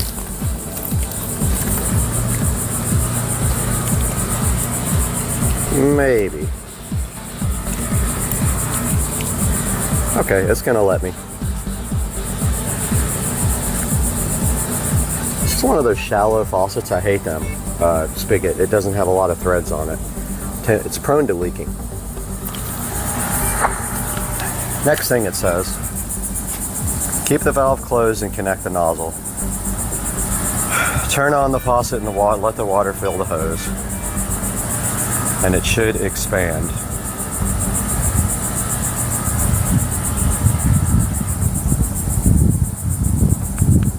Okay, so doesn't say anything about putting on their end here, but I am going to do that now. But first, I'm going to get my paper, which is about to fly off into the pool.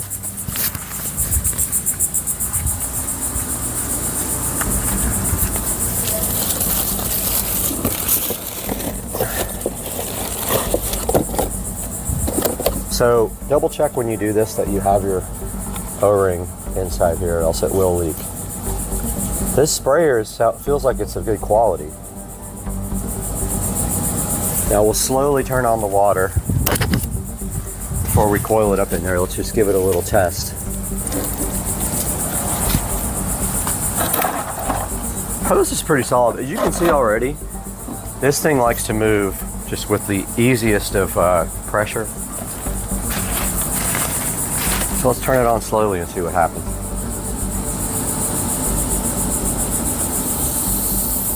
Okay, it's filling up. Looks like it's expanding inside of the bucket. And in my hand, there's no leaking. It's growing, pretty cool. Let's turn this on. Nice high quality, it looks like brass or copper connector here. I like that. No leaks at all here. No leaks at all here around with the extra gasket I put in. Let's turn the hose on, the valve.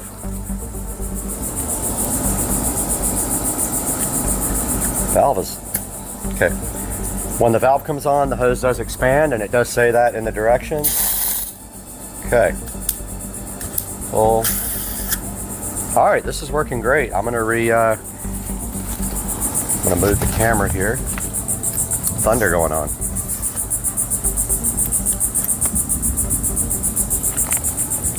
Okay, so here's our new hose, guys.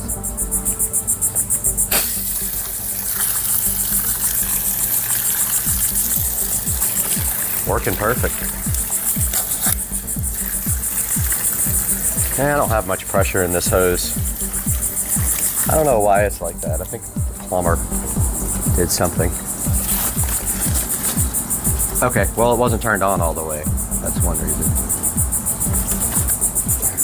I thought before there was low pressure, but there's not. Okay, that's better. So there's the expandable hose, guys. Now I did notice one thing already that's going to be annoying, and that is my rocks are going to be pulled out of my garden by the hose when I use it. So here's a look at the different on the spray nozzle.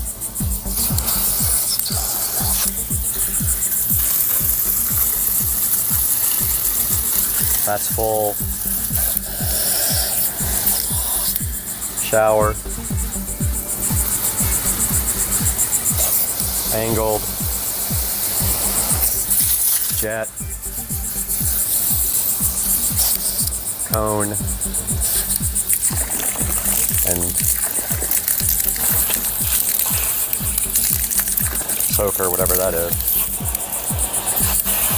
So yeah, guys, this is a good setup. There's no leaks at all from the hose. I like the way it expands. I like the quality of the ends here. And I like the fact that it has a shutoff valve there. But here's a look at the quality of the ends on the hose and the Fit Life sprayer nozzle. And a look at the way this expands. Now remember, guys, when you are done with your hose, always turn the water off at the valve and run the water out. This is 99% of the reason why hoses fail. You leave them with pressure. So I'm turning the actual hose valve off. And then I'm going to run all the pressure out. And the hose is shrinking.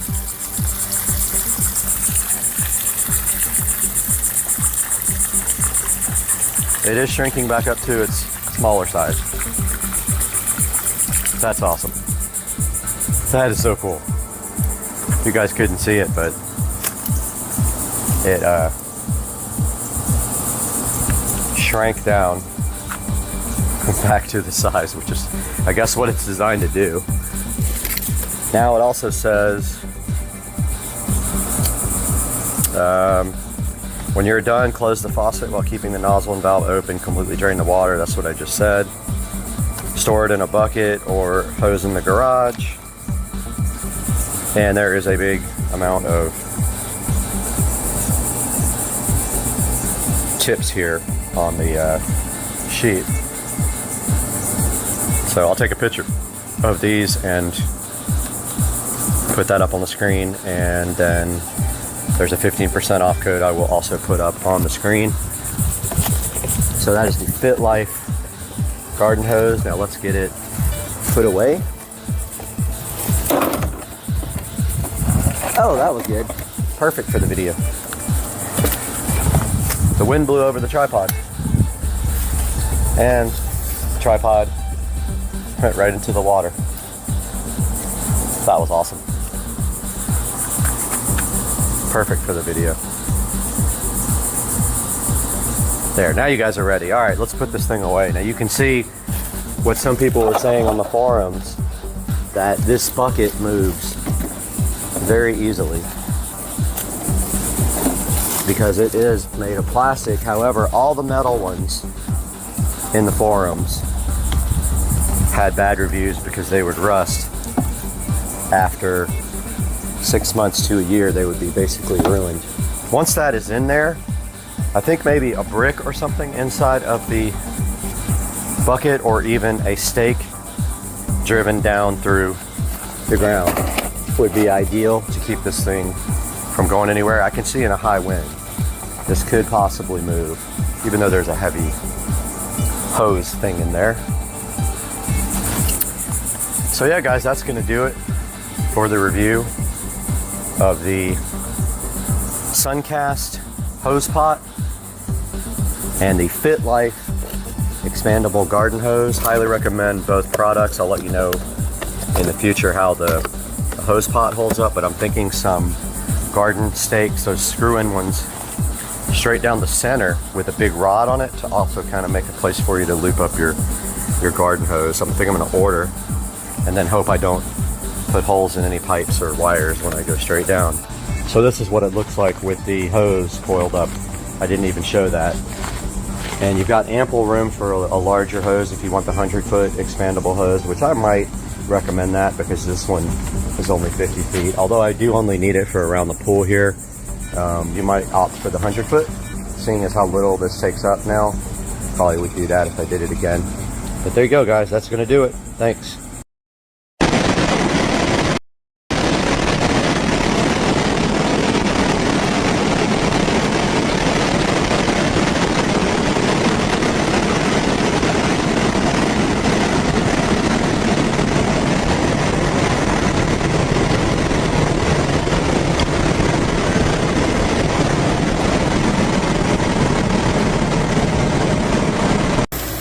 We're over here at Dukes of Duval, and we're making some steak tacos from this New York strip. How do you do it? Real quick, you got 5 seconds. Pan-seared on high with garlic and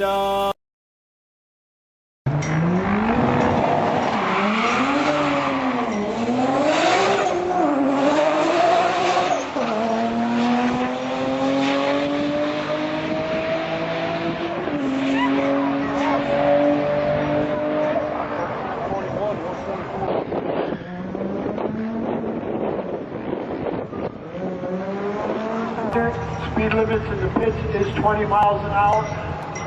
I mean, on the return road is 20 miles an hour, and the pit's 5 miles an hour. Here we go, well, something happens on the Napa Lane and Quarter Lane,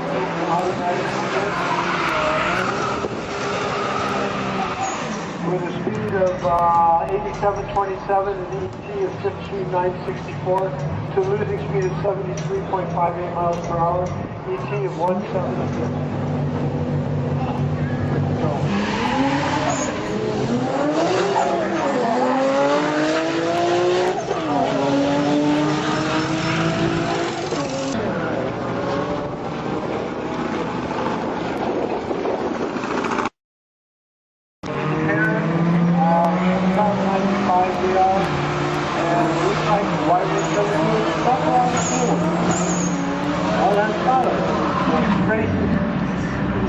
And the naphtha lane wind with a speed of CS1. Very good far. 219.34 miles an hour.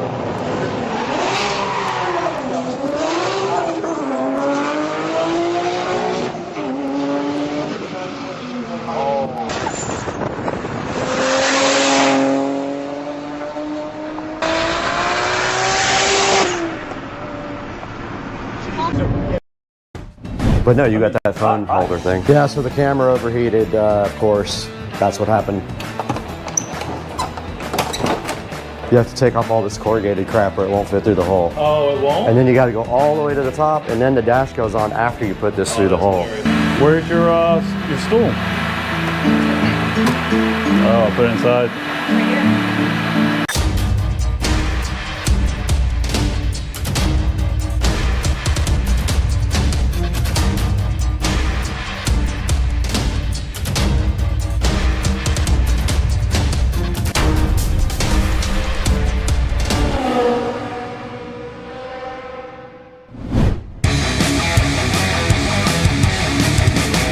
Even come out, honestly. But no, you got that phone holder thing. I'm okay with just sticking it somewhere on the bottom. This thing is tilted up at you, right? Or is it so ugly? Sure didn't have to put it up here. Just bend the wires like this and go straight through if I... Because I've got 3M stuff and I've got the good 3M stuff that's not going to come off. Or I've got Velcro. What do I do with all of it? What about this? All the way to the back where you can still get your finger on it. Oh, I like it. Yep. You gotta have to get into there to hold the button down if it needs to be paired to somebody else. You kind of need to see it too. Oh, perfect. Yep. And then the wiring straight back. Yep. So I found a place to put your charger cable through. Look, charger cable can go Oh yeah, perfect. right through that hole and right up to here. So do you have it? Right through that little? Yeah, pull it back. Yeah, grab it. That's exactly what I do with mine. I knew there was like a... It certainly does. Look, it's got threads. That's how you flush mount it. Oh, It yeah. comes apart. I don't know how to get it apart though.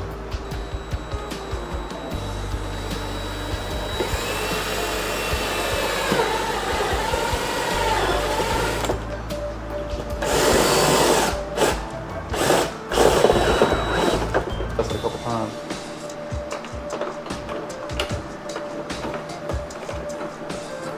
Oh, literally. Perfect. What's it hitting?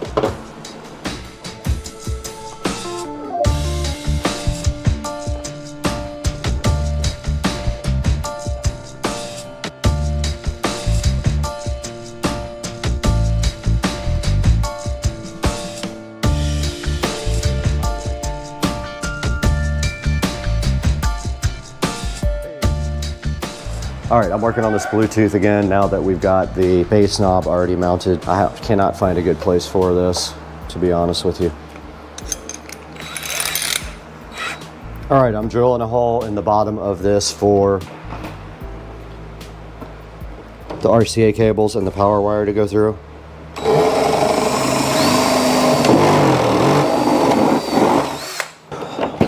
So I sent a hole straight through to the back here. I'm gonna put the Bluetooth adapter on the top. But first I gotta feed all the RCA cables through the hole.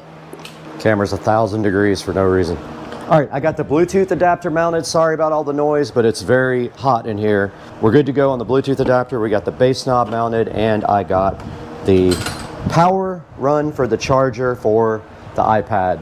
So pretty much this dash is ready to go in. Everything is done on the dash. I used double-sided 3M tape on the Bluetooth adapter and ran the wiring back through the back. So now we can go ahead and get this thing installed.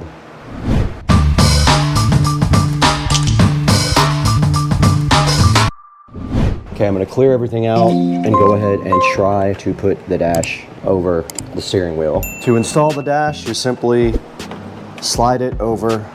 Now I can work on running the communications cable underneath the cart for the display.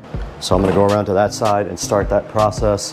Camera's probably gonna overheat again just because. So the communications cable is just gonna run right next to all the other stuff and down through the same hole. I'm gonna try to just run enough up to the top just for what we need, not a bunch of extra.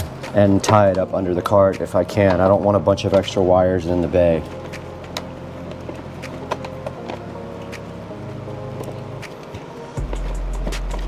There's plenty of wire, that's for sure. Okay, I have to get under the cart to do the rest. Got the first zip tie on. Now I'm just following these other cables and I'm gonna zip tie to them. It's got its own hole to pass through though, the one that I drilled.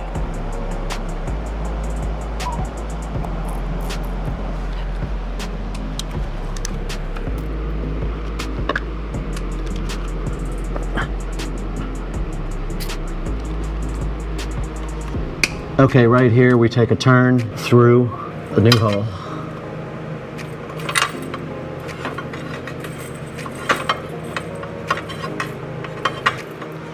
Okay, I got the comm cable run into the bay here. I'm gonna try to pull some of it all the way over here so it's not all in the bay.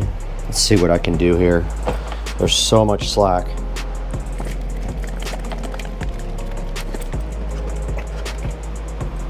Yeah, so this is gonna work out perfect. I'm gonna come down like this. I'm gonna stuff the rest on the side of the battery, and I'm gonna come just like this and zip tie to these guys.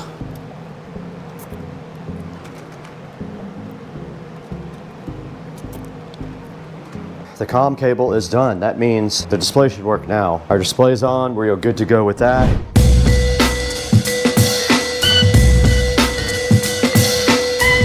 To get this plug through, you have to put the wires through first, like this, before you slide it over the wheel. And then there's just enough room, I believe, for the wiring to go down. But you have to take the corrugated stuff off of the wiring. See how it goes on now?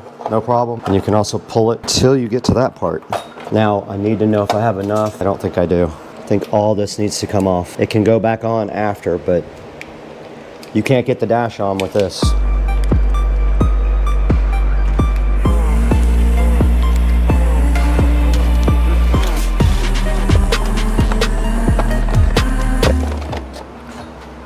That's how you do it.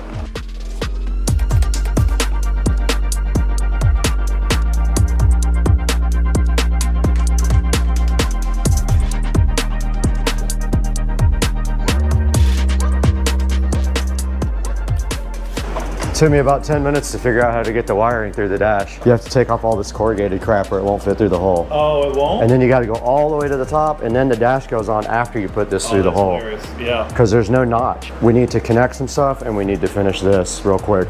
I just wanted to make sure this was able to go up and everything.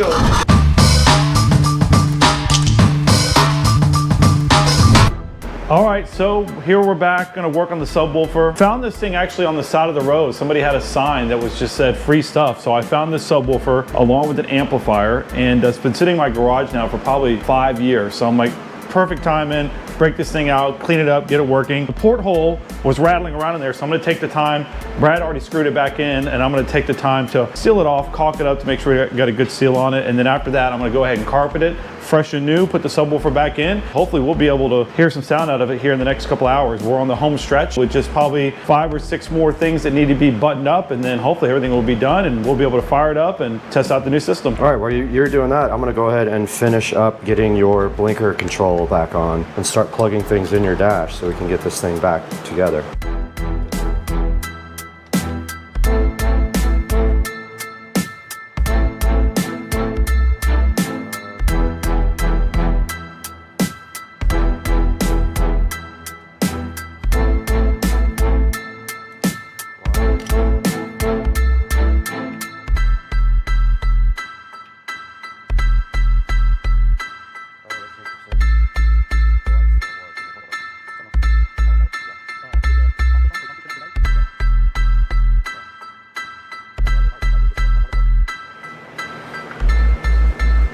Are you signed into your Apple stuff on here? Yeah, I think it Okay, should cool. be, yeah. Where's the SCSR whatever scissors? These nuts. Oh, that's a good sound. That's going through the speakers, isn't it? Mm-hmm. Trying to get the pair. Yeah, I just don't know how to get this thing in Barry mode.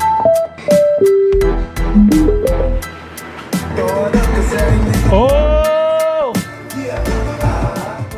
Okay, we're back in the garage. Joe has carpeted the enclosure and he's over here working on the quick disconnects for the subwoofer. I have the entire dash back together. minus the bezel. We're gonna leave it kind of open just in case we gotta get back in there for now. I've got to reassemble the turn signal and get the steering wheel back on here momentarily. And all 4 speakers are working and tested. The iPad is connected to Bluetooth. And yeah, that's it.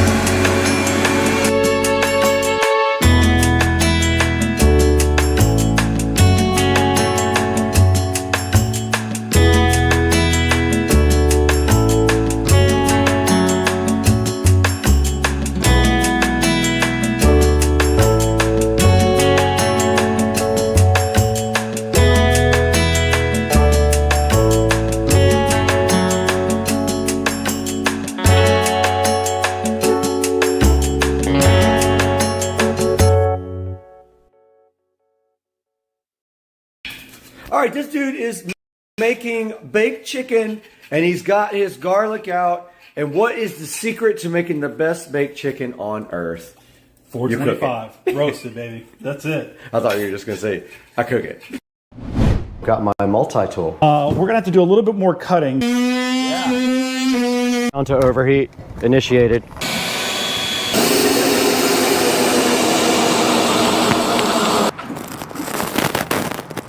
Those things are beasts.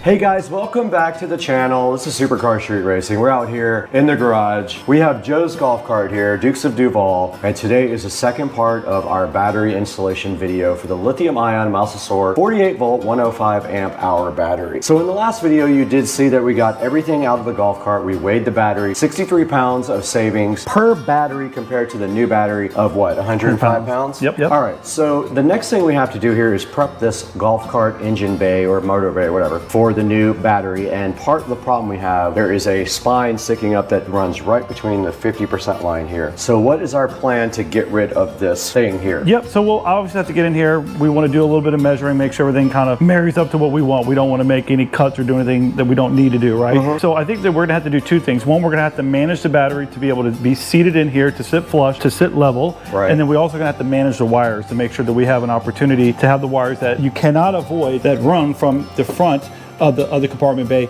to the back to the controller area itself. So we'll have to manage that. We'll figure that out. But I think in the prior one that we did, pretty easy for the most part. You got to work with a little bit, but easy enough. So the plan, obviously, I think is going to try to center this battery up. Okay. Maybe we may shift it all to one side, which may be better for mounting all this other stuff that we want. Do that. We could go to one side and make more room on one single side for other things. Correct. Yep. So we'll have to play with a little bit. So there is a little bit of engineering, we'll call it, to get it to fit in there. But again, you know, these are fairly universal. There are some things depending on your golf cart that you may have to do that's different than the rest, but nothing that most people can't manage to with a couple simple tools. Well, we're going to go ahead and get my Dremel out, I think, because I have some sanding discs, so they're the flat discs. So we're going to go ahead and try to maybe take the flat disc and cut all the way down the bottom of that and go ahead and remove that part. And then we'll see how it looks either one side or the other. But one thing we have to take into account is we do have a power switch.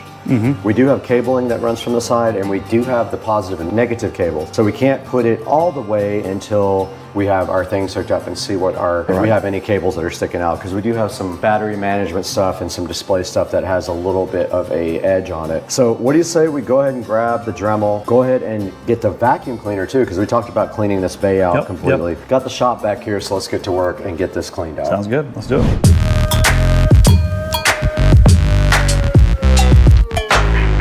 All right, so looking at this, you know, just a couple quick measurements, taking a visual of it. We're gonna have to do a little bit more cutting, but I think we got the right tool to make pretty fast work at this. So again, we have this ridge.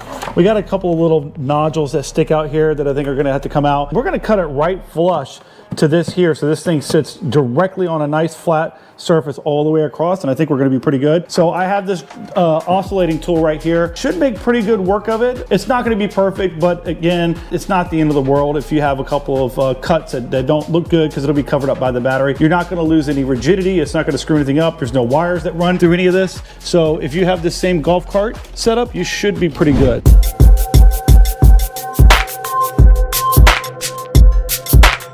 Okay, Joe's about to start cutting the plastic here. We got a couple of cameras rolling here so we can see the process. And what I'm gonna do here is hold all of this aside while he goes ahead and cuts. Let's go for it. Okay. Oh yeah.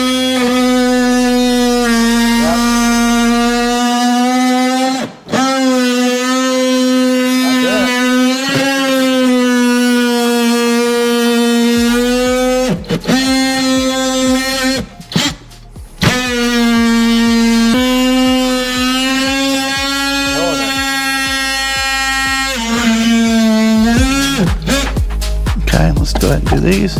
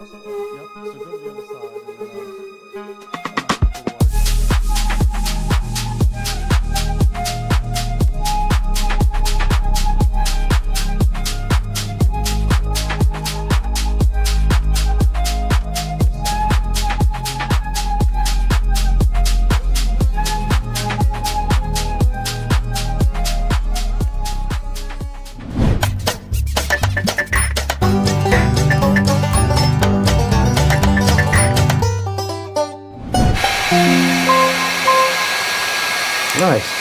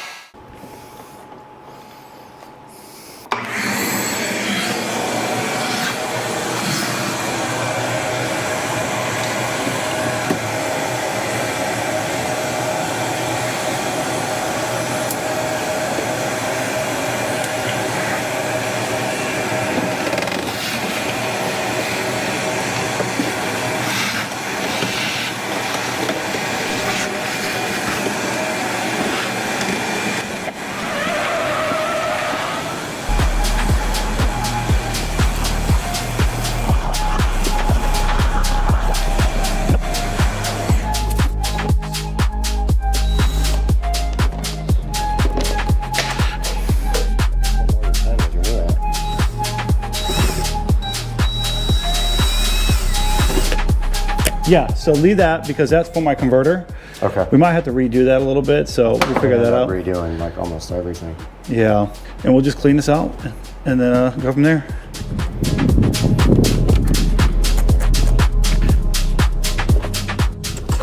All right, we're out here at the street and we're about to kind of brush down the engine compartment, motor bay with Dawn and water and try to keep it off of the solenoid and controller while we do that. And Joe went ahead and ripped out the old stereo system, which is sitting up here on top. That's all coming out, so that'll be clean again. And then the new dash has a spot for a new DIN radio or whatever we decide to do. Maybe it's a tablet or maybe it's just a phone. And that wire is pretty much out now. That took like 5 seconds to delete.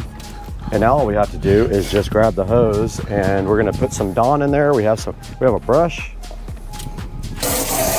Yeah, busted the hell out of my finger.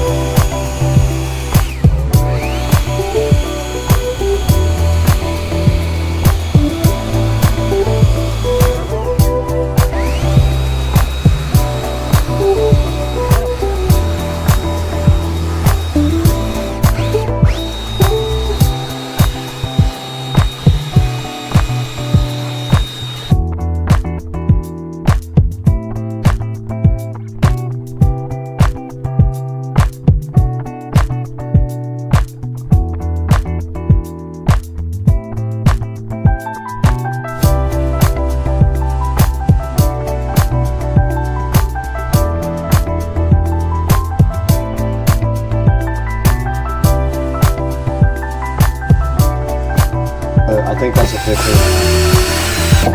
Guys, honestly, I think we'll get one in here while we're in there. That's so cheap. So there's no numbers on it at all. I'm gonna talk about it a little bit. Yeah, I'm just gonna order the right one right now. Okay, we're back in the garage now, and you guys saw we just cleaned out the bay here, and the bay is actually in really good condition. We got a lot of this goop out with Dawn and a brush. We followed it up with a couple of rags, and now we just pulled the voltage reducer out. 25 amp voltage reducer. So I'm gonna buy another one right now. We're bumping it up because we're putting a big system on here. So yep. So we got to get something bigger for the big system, and we'll have to run bigger wiring as well. So Amazon has a bunch of voltage reducers. I have one on my cart. I think mine's 60 amp. So you want to buy one that has enough for not only for your amp, but also the rest of your accessories. So you got to run your lights, you got to run your... So Joe's ordering a new voltage reducer to go from 48 volts down to 12 with enough current and watts to work the entire sound system, which is going to be dependent on what he orders for his amplifier. But I'm guessing we'll probably end up with a 5-channel amplifier so we can run 4 speakers and a sub.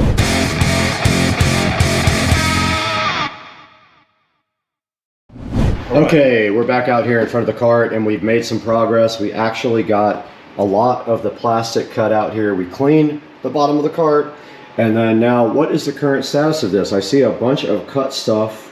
Yep. But what happened? Well, so as we suspected, we knew we would have to clear out some of the plastic for it to sit level. We had a couple of other little spots that we needed to do some additional cutting here and here. Yeah. We haven't fit it back in yet, but we're pretty confident that it's going to slide back in there, right? Which is good. One of the other things really great that we figured out is that I was concerned that the battery link was going to put these wires in play. But the battery itself is going to fit in here perfectly, not leave us much room right here for us to bolt it down this side. We'll figure something out, some way to get it bolted down, even if we just put 1 or 2 bolts in there. Okay. But it looks like it's going to literally sit flush, and it's going to literally sit right here where these wires can all remain intact and just off to the side with our connectors that are going to be on this side. Like just perfectly, just fits perfectly, which is great. And the great thing is also, if we wanted to do an amplifier rack right here, we could literally have this entire side to do an amp rack. We could do like your new voltage reducer, your new fuse panel, and your new amp all over here, and it would be not cooped up here like the other one was. Yeah, and that's one of the things that we decided to do was we're putting in a new radio, so we're going to upgrade some of the things. So the nice thing is that with everything over here, again, like Brad says, it's going to give us plenty of opportunity to mount stuff over here. So the charger will likely go here or go here. We'll put the reducer, the inverter will go on here, which would be good. And then we'll even have room for other stuff here if we want to keep stuff in here, maybe an extension cord or whatever it may be, but it's going to work out perfect. So one of the things we're going to work on now that comes with this is the new charging port. So the other thing we got to make a decision on is that this thing here is some sort of an indicator in regards to the voltage. From an eye perspective, I don't think it's necessary, to be honest with you, but I do see some people are adding them in and putting them down below. But I mean, with the Bluetooth technology and then having the thing mounted up front, I'm not sure that this may be something that we use. This may work for other people, you know. So I kind of agree. I don't think it's necessary. Like, you all have 3 ways to measure your voltage. You don't really need an analog dial to tell you that your voltage is low, because you'll have that. You'll have your Bluetooth, and to be honest, I don't think you'll ever run it to 0 anyway. So you probably won't ever have that problem. Nope. Okay, what's next on the list? We got to get this. Let's get this charging port connected. All right, let's get that done.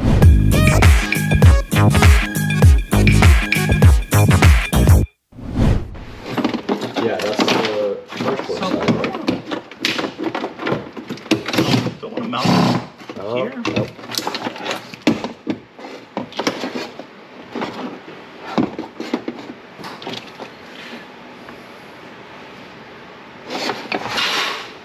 All right, I think we stick, Brad, with here, unless we think we want to put the amp here, but I think we put that right here.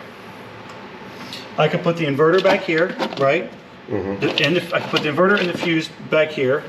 Yeah. The amp could literally probably, if I put this up high enough, it could probably sit on the ground. Straight down there. Yeah. We could do all the wiring down there on the ground, make it look nice. Here. Don't fit. Wrong one. Really? No.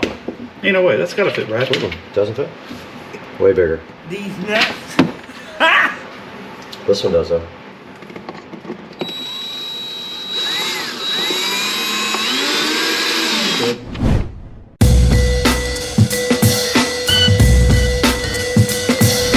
So, all right, we're back out here with the hole saw, which kind of tweaked a little bit to the right, but we're going to go ahead and try to cut a hole here. All right, so let's talk about this. So what we've done is went ahead and installed the battery charger, which went in very easy, couple tap screws, nothing to it.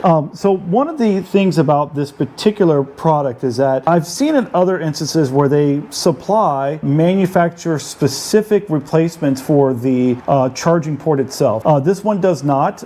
Maybe that's something that they're going to do in the future, or maybe they offered that we didn't see. I'm not too heavily concerned with it, to be honest with you. This is very straightforward to install. So all we're going to do is find an area that makes sense, kind of keep it relative to where it was before. We're going to drill a hole with the hole saw, and this will literally just fall right in. We'll put a couple Tapcon screws, and it's ready to go, and it's plug and play. Very easy. Okay, where are we doing the hole? Yep, so center this. I want you go right here. All right, you ready to center? Yep, go. Look at that dang. Crawling all over the place. That is. Are you serious? These nuts. Got him. Got him.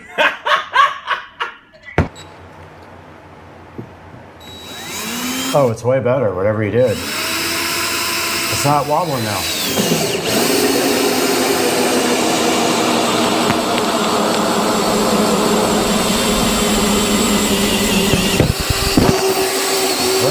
Keep going. Is it through? Yeah. All right, stop. Clear that out, and we'll go from the back side.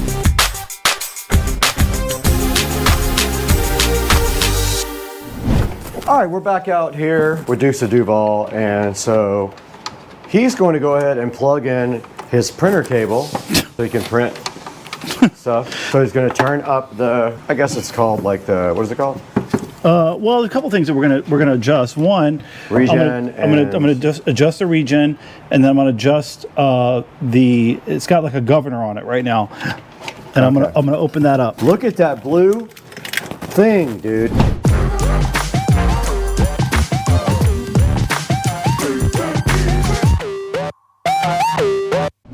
All right, guys, we're about to throw this battery in because the next step requires the controller to be programmed, and we can't program the controller without power. So that means we have to connect the battery. What side do I go to? This thing's a beast, dude. All right, now we're gonna put the battery in.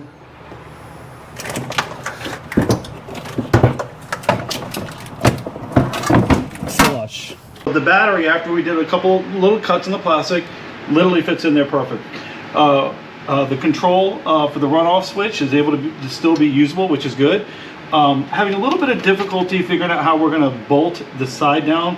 So we'll figure something out for that. But I went ahead and connected it just to do a dry run. Connected it right up. As soon as I turn it on, I can hear my solenoid engage, which means that that's a good sign. Yeah. Turn the key on, and we're already sitting at 52.6 volts. So in theory, right now, this golf cart will run as it sits. So did you connect the charger to the battery as well? I did not. We just quickly connected it right now, just to check. You still have to connect the charger. Still got to connect the chargers, amongst other things. So this is just kind of a dry run. Okay. So all I wanted to do was get power to see if my controller would come up on my laptop. Yeah. And I'm hoping that it will. So that was kind of the biggest thing. But simultaneously, like, everything's as it is. It's supposed to be. All right. So cool. Let me see if it... Check your laptop. All right, Joe's working on the software for the controller while I clean and vacuum the rest of the place.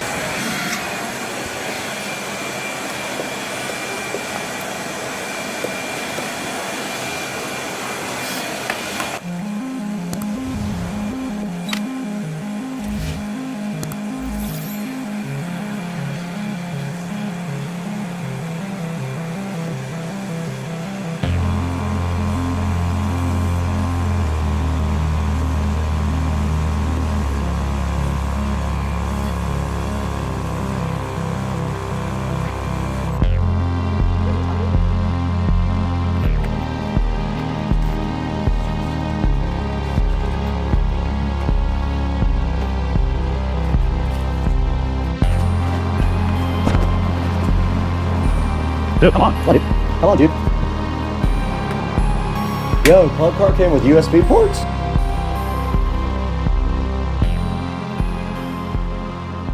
All right, guys, we're back out in the garage with Dukes of Duval and his golf cart, and a lot of stuff happened since we talked to you guys last. One of the things that happened was I cleaned the entire dash.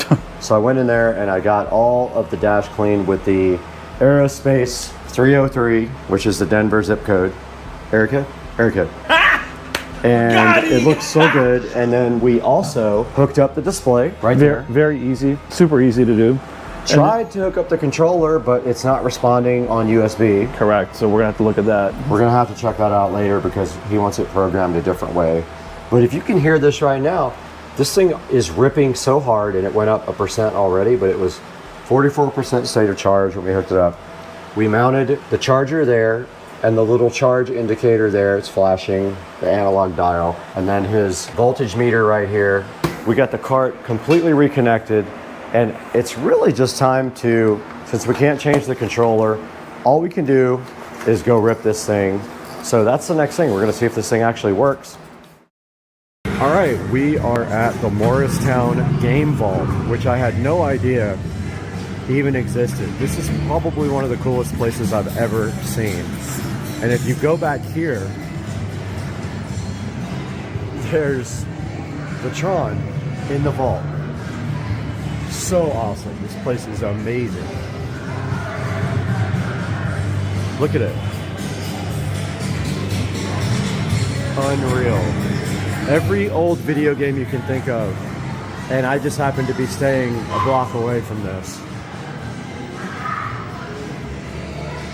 Check this out, guys. Unbelievable. Morristown Game Vault. Morristown, New Jersey.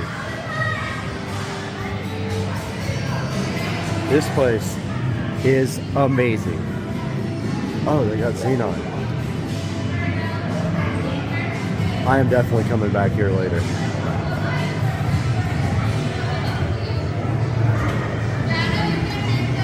Absolutely insane. The Morristown Game Vault. A good look at it. Unreal. Happy Friday, everybody. Brad from Supercar Street Racing. It's pretty dreary out here in Florida, but going to take a few minutes today to show you how you don't ever have to wash your car again. It's not a joke. It's not clickbait. It's for real. Well, you might have to wash it one time, but after that, if you're careful, you'll never have to wash it again. Maybe just polish it and wax it, interior to detail. I'm going to show you how to do that starting right now. So we are out here in the garage. Had to pause the crazy laundry, but I'm going to show you everything you need to detail your car. We're going to do this one, and you never have to wash your car again, because if you're like me, this thing does not get driven in the rain unless you're getting really unlucky and you get caught out in the rain, which I try not to let that happen. So let's go over what we have here, starting in order of how we're going to use it today. So the first thing you're going to use is instant detail spray. I like Mother's Instant Detailer. There are obviously other brands out there. This seems to be the best in my opinion. Mother's California Gold Instant Detail Spray. After we do that, we're going to follow this up with Black Magic No Scrub Wheel Cleaner. So what we're going to do with this stuff is, you're going to have to wait to find out. Followed by, or even in between that, you can do your windows with invisible glass. It's literally the best glass cleaner on the market right here. After we're totally done, we're going to use this Black Magic Tire Wet. We're going to apply the Black Magic Tire Wet with this tire sponge. Then of course you're going to need some chamois. So here are all the ingredients you need today to never have to wash your car again, as long as you don't drive it in the rain. And even if you do sometimes, this will get you by, and it'll take you way less time and cost you way less than taking your car to a professional car wash. Now we're going to show you how. So we're back, and this SL65 just got back from service work done at Mercedes-Benz of Jacksonville, under warranty. I have an extended warranty. Replaced the rear struts in the hatch, and the latch in the hatch was malfunctioning. Also had the suspension checked out because it was dipping up and down on its own in the rear right, and they couldn't find anything wrong with it. And the climate control also was acting up, but of course they didn't find anything wrong with that too. Unfortunately, $1,000 later, all I have are repairs done to my rear hatch. Disappointing, to say the least, especially after the stock market is taking a dump right now. But anyway, off on a tangent, squirrel. Let's get started. So this car has been sitting out. I think they parked it outside, which also disappointed me.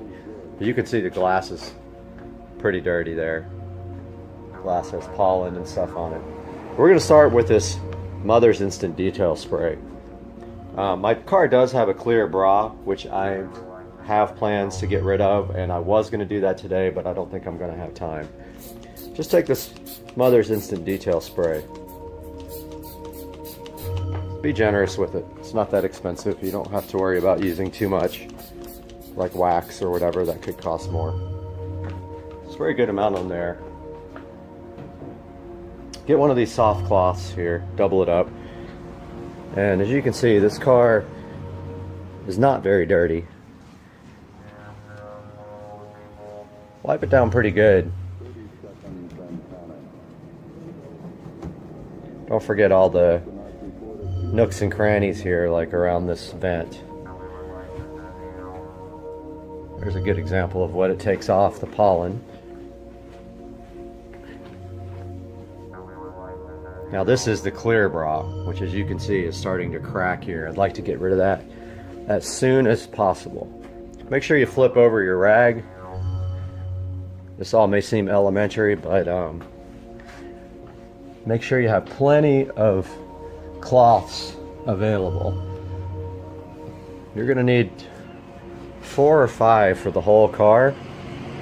And notice how dirty that windshield is. We're gonna get to that in a minute. So the hood is done, my friends. Looks pretty good. You can see a nice shine there from it. Did notice something on the headlights, which we're going to get to that next. So there is some goop on the headlights there. See if I can get that off without polishing them.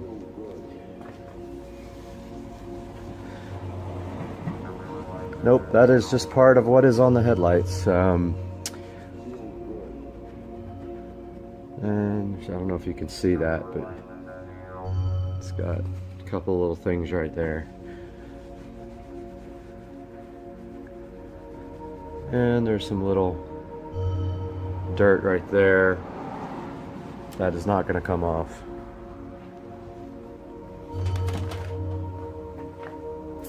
Do the same thing with the front. Car does have a little crack in the front bumper. Air dam. Right there and right there. Make sure you are turning your cloth inside out regularly, flipping it over like that. Take advantage of the full cloth. Take a look at this Plastidip grill, how it's holding up. Doing great. No issues at all. Still loose as hell though. I need to get that fixed. Got the fog lights down here, the black part of the grill. Really kind of annoys me. Every little thing that's not perfect on this car drives me insane. It's OCD.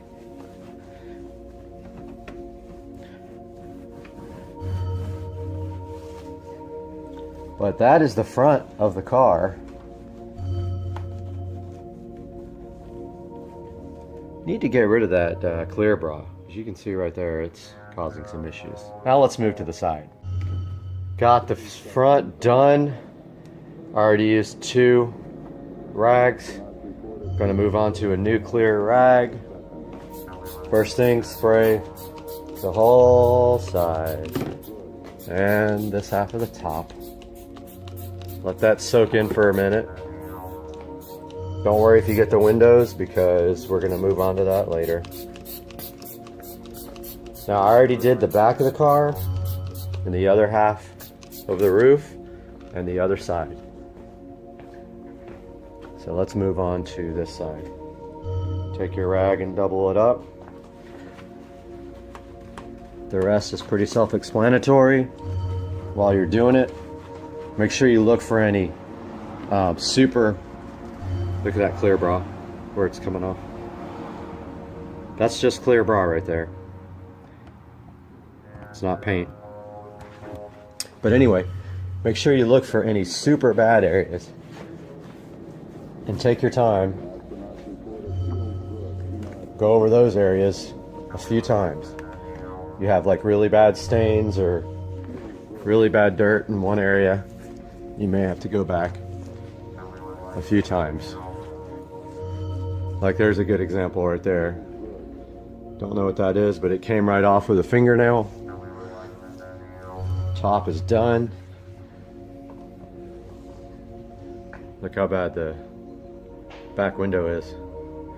Flip my rag over, working my way from the top down. Don't forget your tail lights too, and your license plate frame. Even little things like the radio antenna inside of the fender wells. Don't forget that. A lot of people overlook that part, but you can see that part from the outside. Looking good. Get all the way underneath your side skirts here. Flip the rag over inside out. Work your way down, just like when you're washing the car. That way it drips down, you'll get it towards the bottom. Here's how the Plastidip emblems are holding up. Have not had an issue at all with them. They still look very good. They match the wheels nicely. All the way down to the side skirt.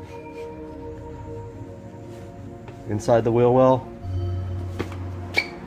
All the way inside the wheel well. And this rag is completely done. Throw that there in the dirty stack. Grab a new one. Coming to you in 4K. Whoop whoop. Done with the instant detailer spray now. We're going to move on to the no scrub wheel cleaner, which we are almost out of. So I'm going to use it sparingly here, but checking out the HRE wheels. As you all know, these are some of the highest quality wheels you can get. Going to just spray a light. So this no scrub is made where you can just spray it on and not wipe it. That's not happening today. I always wipe. Best thing about the no scrub is it smells awesome. It smells like strawberries. Really cool. Also, we're going to do the inside of the wheel as well, which a lot of people don't bother doing. Yeah, that's happening today. These wheels are kind of hard to clean, and they are satin black, not completely matte black. So you can see the brake dust a little bit in there. You really get close in there. I'm gonna turn this back on with the light. Got the light on now, you can really see where the dirt is. And garbage guy. Garbage man came by and totally ruined my shot, but you can really see with the light turned on now. Check it out. So all it takes on these wheels is literally just wiping off. So I'm going to spray a little bit more.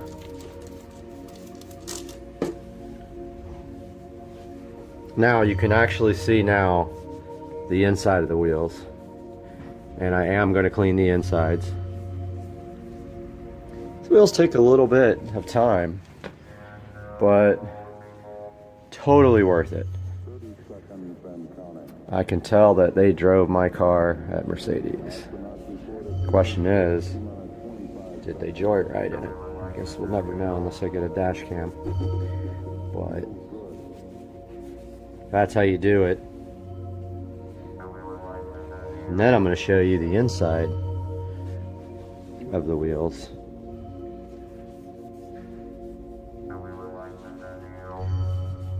Kind of annoying, the center cap doesn't fit all the way in. I don't know why that is the case. So we got the outside of the wheel. Now the hard part, the inside, which is very visible here. So what I do is I just take my rag, throw it inside there, and go all the way around like this. Helps to loosen it up with some of the spray. I also get the calipers. So I went ahead and sprayed wheel cleaner on those so they could start soaking.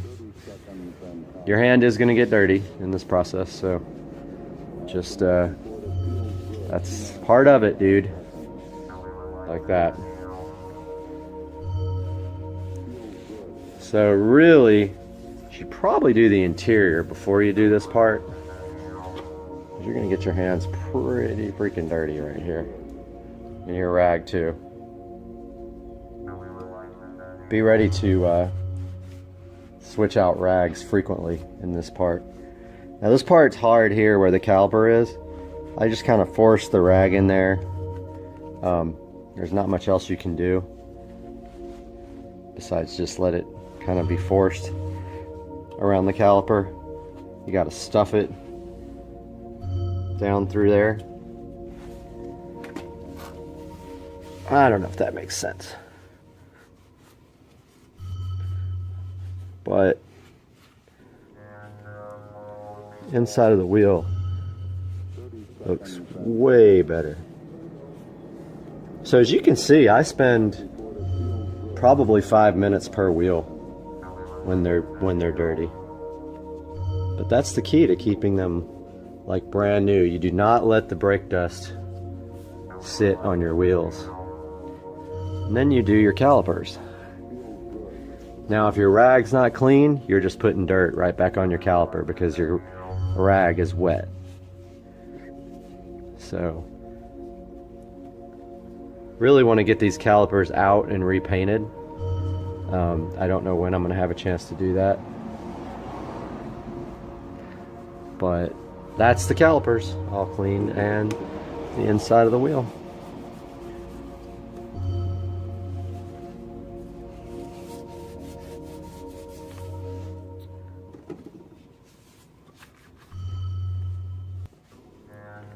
Don't forget your bolt holes.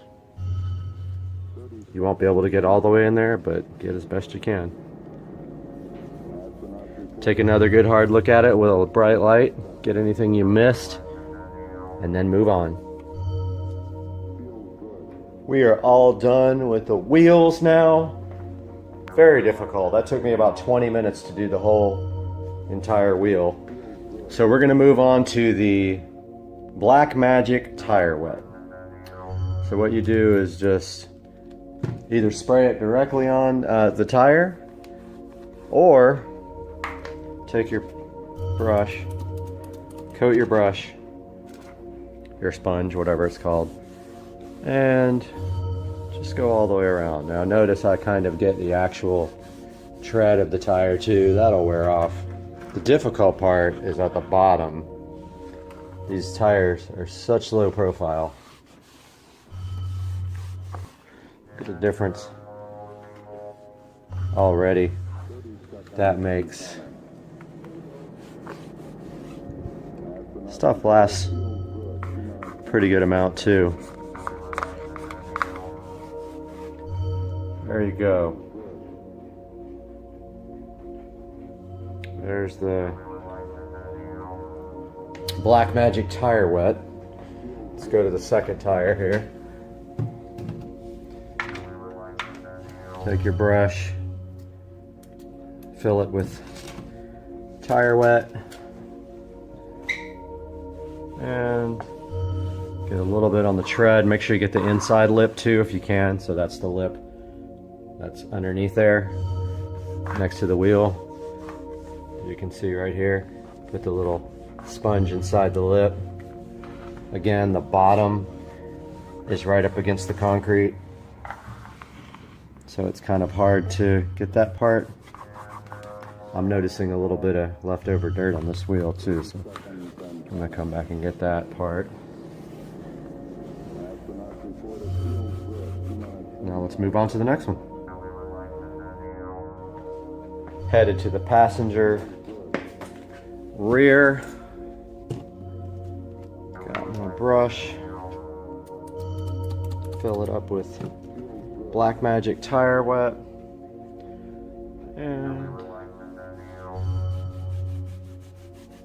there's a before and after. So before and after. Get a little bit of the tread too. It'll wear off. Won't look weird. Get the lip. That little lip there. All the way around the inside of the wheel. See that lip underneath there? Where the, I don't know what you call that, meets the edge of the, where it meets the edge of the wheel. Here's the difficult part again, down here at the bottom. Man, that lip is really hard to get. But I'm trying. Look at that. It's very difficult to get this edge in there. Wonder if there's a better way to do that. I will look into that. Notice here, when you got the light on the wheel, you can really see where you missed. I've got the camera light on it, and there's some obvious spots here that I didn't get.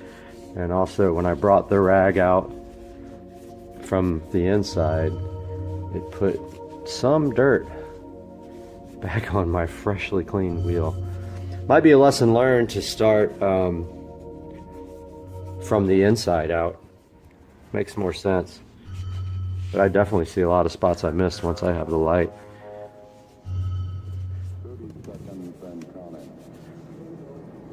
Yeah, see, it's like it shows every little thing. Yep, this dirt definitely came from the inside of the wheel. It's like sand. All right, moving on. Got the fourth wheel done. So this is the passenger side front.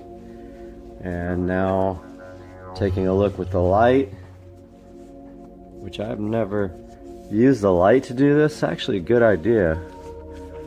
Tomorrow we're gonna take the car to Automotive Addicts Cars and Coffee. And there's some really clean cars there, so I want to try to make it as good as possible.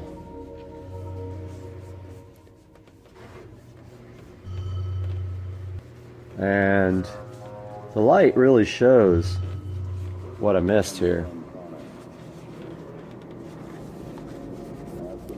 That is much better.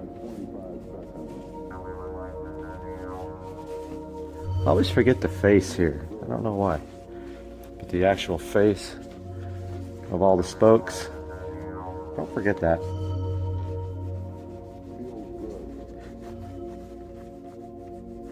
Like that. The very tops, I mean, you know, this part. I really overlooked that on all the wheels. So I'm going to go back and do that now.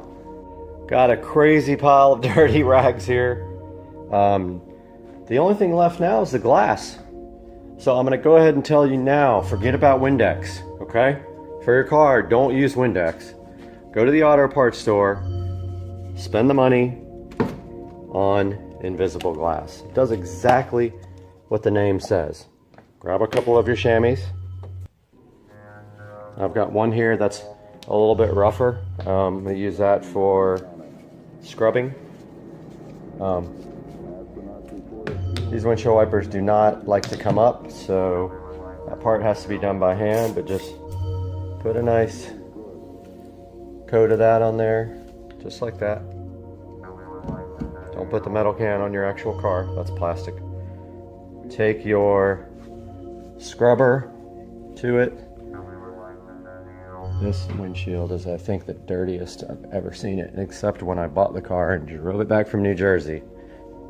Give that a good scrub, lift up the windshield wiper here, get all the way down. Probably put too much on there, honestly. You don't need that much. It's like really soaked. Flip over your rag, do the other side with a rag. This part's gonna get off all the dirt. I mean, this is where you really put the elbow grease in to get off any dirt. Next part's the polish. Put your rag to the side there, get a clean rag. Nice clean rag. I always try to keep about 20 of these handy.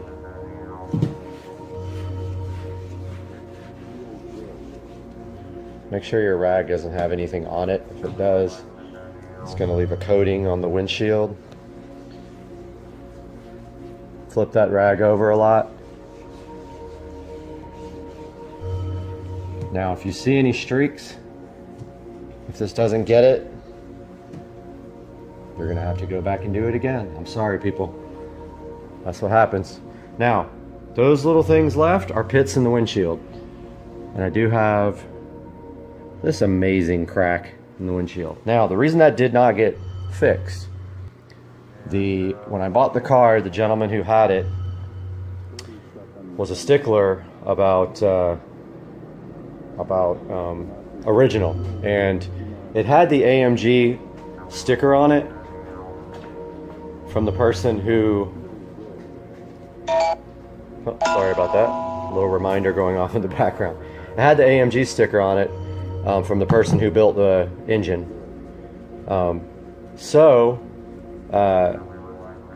The person who I bought the car from did not want to replace the windshield. He was that. There's a good amount of dirt right here. So I'm going to take some extra invisible glass.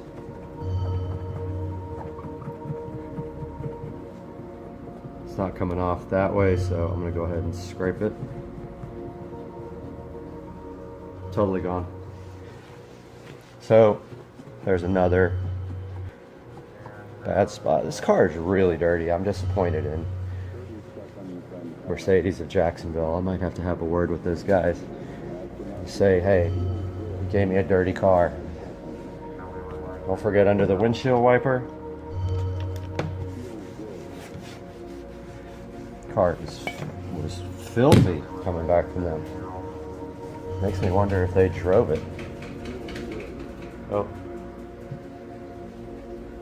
Get that washer turned off so it doesn't interfere. So yeah. Sorry about that washer if you guys heard it.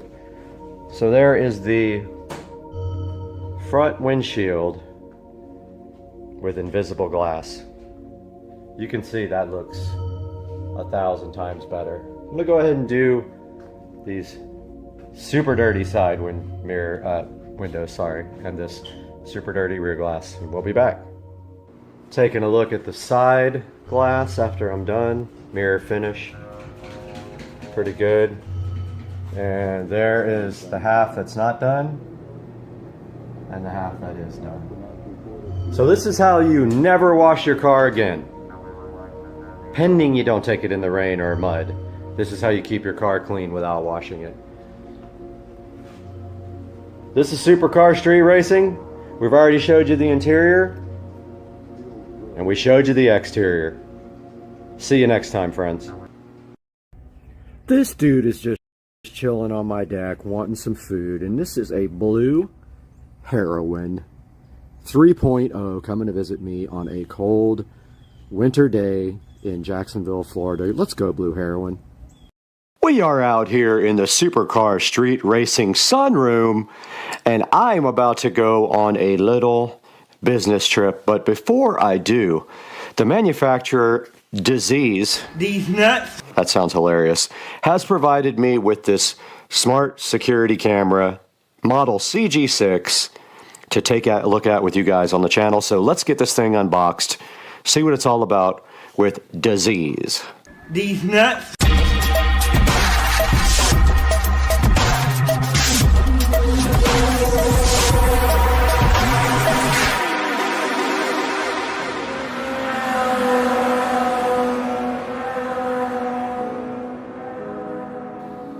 Back on the channel today, we're with the Disease, I think is how you pronounce it, smart security camera. And you can see here the model number is the CG6. This was provided to us by the manufacturer to take a look at, hook up, and see what we think about it. I've not looked at it yet, except I did charge it completely. It took an overnight charge to get this guy working. And a look at the side of the box here, we can see this is made in China, and it does has these Disease website on it and the logo up here. And sometimes it makes me wonder, the choice of names for these companies is hilarious. It's got live view and recording history and app message notifications, and you just scan this little QR code here to download the app. Okay, looking at the phone now, we can see it wants to go here and download their app, so I did press that button to do that. And this is the Disease Home app. You hit install, and let's see if that does install properly.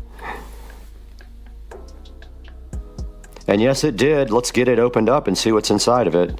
You have to agree to their statement there, and then here's the splash screens. Get started. and we have to sign up for a new account. I will do that off camera. We did go ahead and give the email address supercarstreetracing@gmail.com, and now we have registered this device. They sent me a one-time code, and now the next step here is to add the device by pressing the plus, but we want to get this camera unboxed first and see what this guy is all about. Let's do that now. Right here in front of the Disease, or Z's, however you want to pronounce it, smart security camera, and inside of the box, which I'm not going to lie to you, I opened it already because I wanted it to get pre-charged for you guys so we could go ahead and hook it up. We've got the smart security camera here on the left looking like a big white egg. And we're going to get that peel satisfaction in just a minute too. But there is the security camera front. It looks like on top you have a slot for an SD card and a USB Type-C, and I'm not sure what that is right there, that other port. But there is your USB Type-C charge. There is a reset button. A mount here for this mount, it looks like. They actually do give you a mount for screws, which you can also just sit like that if you want to. They give you this nice USB-C charging cable. And Z's also gives you this little support thing to get the app. And there is your instruction manual right there that comes with it. Now, like I said, I did charge it completely before, so there's no need to charge it again unless I want to top it off. But let's dig a little bit deeper into this now. All right, it would really like us to put an SD card in this thing, so I have not tried that. But here is an SD card that I got from Alibaba or AliExpress, whatever you want to call it. Let's go ahead and get that put in, if that's where it goes. Let's see, it doesn't go in that way. Let's see if it goes in this way. It does, but wow, it does not really have one of those spring mechanisms. I don't know. Okay, there it is. I finally got it in there properly. And that is how you put the SD card in the smart security camera. Looking at the instructions here for the camera, it does say to hold down the power button on the bottom for several seconds, so let's try that.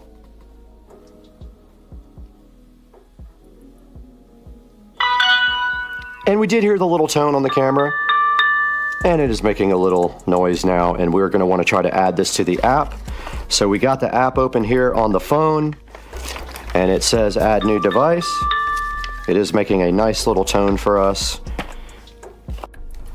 We just added power to this guy with a standard USB cable that it comes with, and a Type-C on one end and Type-A on the other end, and it is plugged into a power adapter.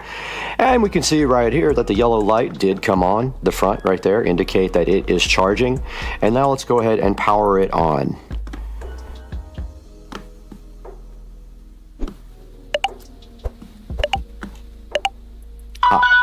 And it did come on, and the blue light is flashing, and it is making the tone. So it is searching for the camera. It did find this camera here, and it looks like it connects to a temporary hotspot. That is the camera, so we just hit that.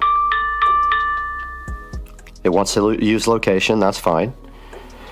And it is going to look for Wi-Fi networks, and we're going to hook it up to Supercar Street Racing if it can find it. If not, we're going to have to go out to the studio. Yeah, it doesn't see the Supercar Street Racing hotspot, so we're going to have to move out to the studio.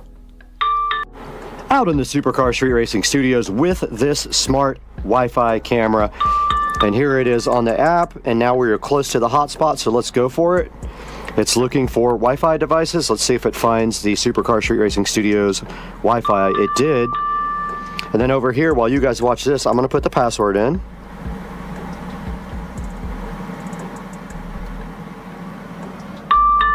And I'm going to go ahead and hit next step. It is a 2.4 gigahertz network, which is what you have to have. Connect to device. Got it. Connect. So it looks like it is connecting to the actual device now to program it. Connection succeeded. So the camera said that the connection was succeeded. New device found, register cloud, initialize device, connection successful. We're going to call this the studio security camera. Click done on that. Place the device where you need to install and check the Wi-Fi signal. I'm going to plug it in.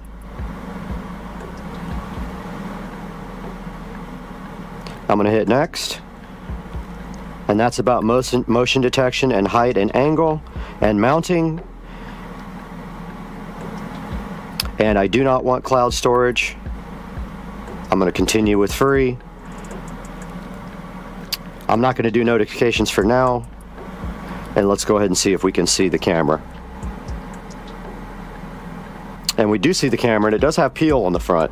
So we got to do that peel satisfaction first before we can actually look at the good picture from the camera.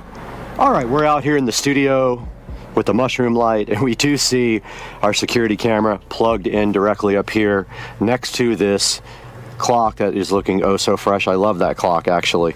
And the only complaint I have about this is that the wire is really visible. And we can point this camera down, but it might have a tendency to fall over because of the fact that the speaker's on an angle. So I'm going to take some sticky tape and put it on the bottom here eventually. But we do have the camera mounted up here.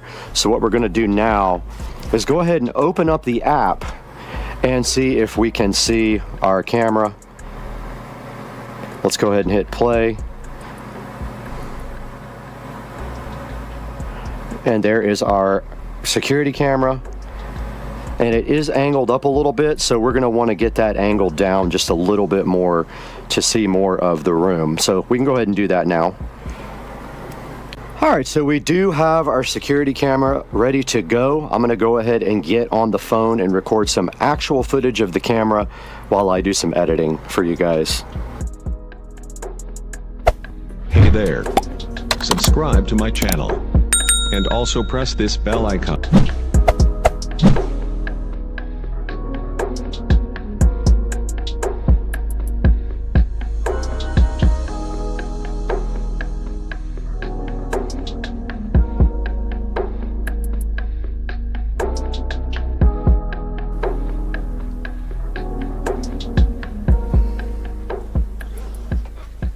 We're back here at the Supercar Street Racing Studios. You know what it is. You've been here before.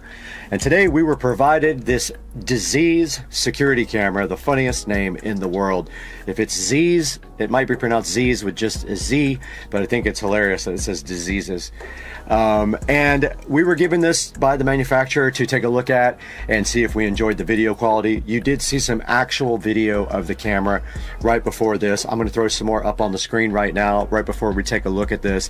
And you can see the video quality is pretty good in the studio, even though we have darkness in here with just some purple lighting up on the ceiling. It's quite a bit of purple lighting, but it's not like being in full light. So the quality is pretty good. It is sitting right up here on top of one of the speakers, and it is connected to Wi-Fi. And now we'll cut back to me here in the studio and take a look at this on Amazon. Now over here you can see the, I'm going to call it Z's because I don't know if it's disease or Z's or what. It's just hilarious to me.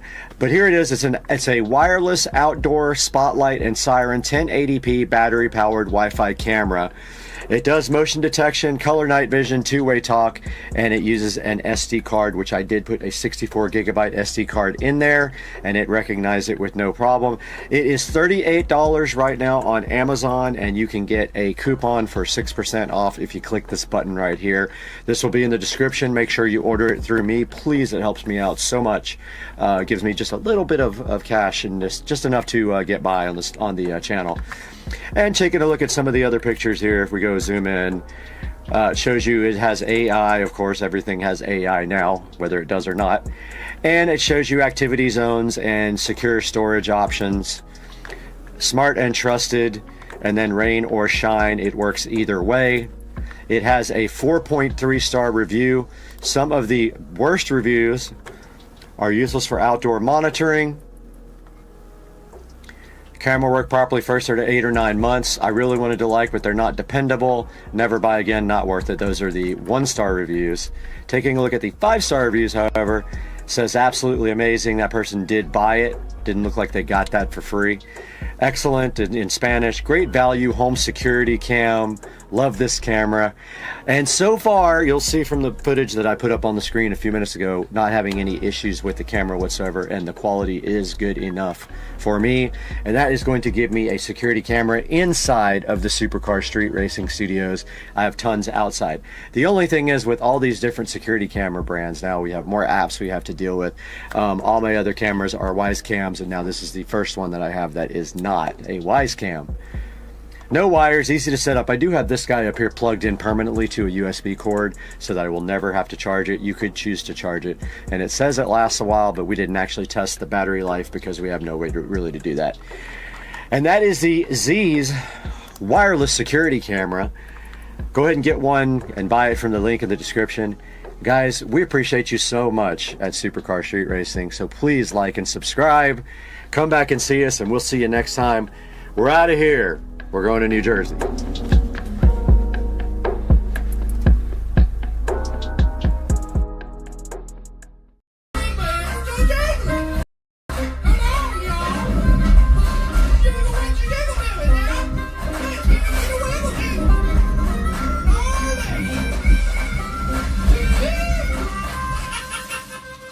We are right here in the Supercar Street Racing closet today to go ahead and fill up the first row of these watches, because right here, a company named AYCY, and I can't even pronounce it, was gracious enough to send me another Android smartwatch. Now, I am going to be taking this Android smartwatch today and opening it up, looking at some of the menus with you guys, and then we're just going to go ahead and put it right in this watch holder to add to this nice watch collection right here. So hang out and let's have some fun.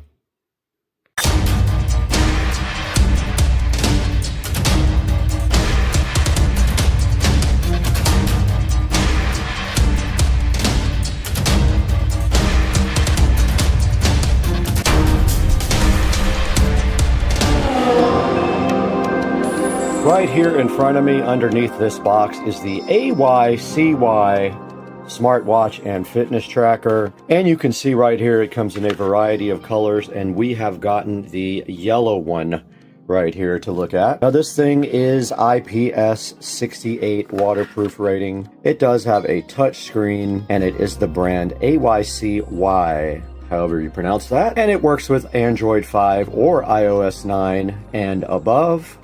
And inside they did give me a charging cable, but I have so many of those I just put it in with all my other extra cables. And here is the AYCY smartwatch, looking so fly. Taking it out here, you can see the form factor here and the band. A good look at the back of the smartwatch, and it is just like most other smartwatches, except the peel set. Go ahead and change the menu to a car because I really like that one. As you can see here, you can swipe down for some of the menus. You can swipe up for text and delete text with that same menu. And there are some more of your settings available by swiping down.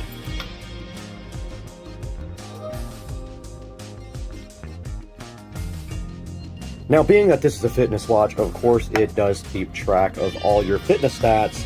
It does do music and weather for your area. It can be an alarm clock. It does training, voice assistant, SOS, and you can go into the settings here and set the watch time, the brightness, the sounds, the vibration, the password, and it raises to wake when you lift up your arm. Now you can change the front screen to any number of screens that they have available, presets. Now here's a look at the themes here, and you can see that I have the car on, but you can also set it to any one of these, and you can also do it inside of the app. Now you do require this app called GloryFit to use with the smartwatches. I'm going to show you guys that now.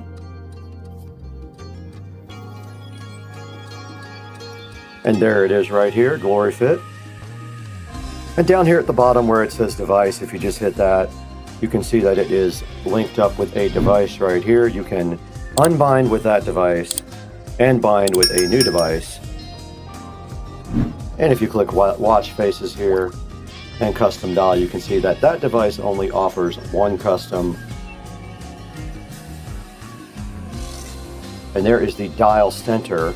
You can add any of these to the front of the watch, and you can see where I have added the car dial to my watch. And right here you can see me changing it to this purple moon sun looking thing. When I did it last time, it just said transferring or something like that, and it came right up on the phone. There it goes. It says sync on the phone now. You guys can't see that, but it looks like it is downloading the new screen for the phone. Now going back into the GloryFit app here, it says that the call's Bluetooth connection is down, and if you want to use this with a Bluetooth phone, you have to turn that on, but all of these are your options for monitoring your heart rate, your SMS messages, and things like that. And then on this front page is where you would actually get your heart rate recording and your steps that are recorded for your fitness part of the watch. And right here you can do running, cycling, jumping rope, or swimming, and it will record that data as well. And then right here is my account, and you can set up things like a training plan, some goals, and other things like that, and your just default system settings. And it shows you your firmware right here. Everything is up to date.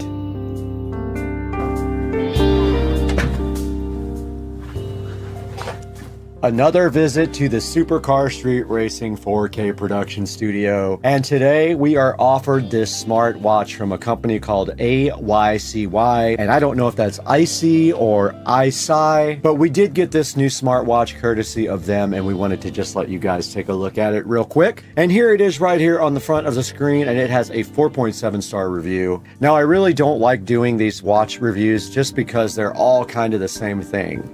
I have other reviews for other watches, and they pretty much all do exactly the same thing, and they all use the same app, which is GloryFit.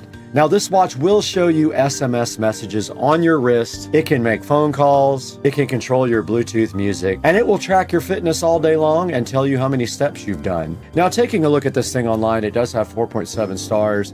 Most of them are 5-star reviews, and there's 15% 3-star reviews. Now looking at the picture, there is only one picture of the watch available. You can see right here, it says it has long battery life and a versatile assistant. And if we scroll right on down past that, we can see that there are so many other choices for smartwatches that they are all basically the same, and they all cost about the same amount of money. You really can't go wrong with any one of these, but I wanted to get this one out in front of you guys now to show you what I actually have, and go ahead and add it to the Supercar Street Racing electronic watch collection. And I did play around with this smartwatch. This is it right here, and you can see I was able to change the face on it.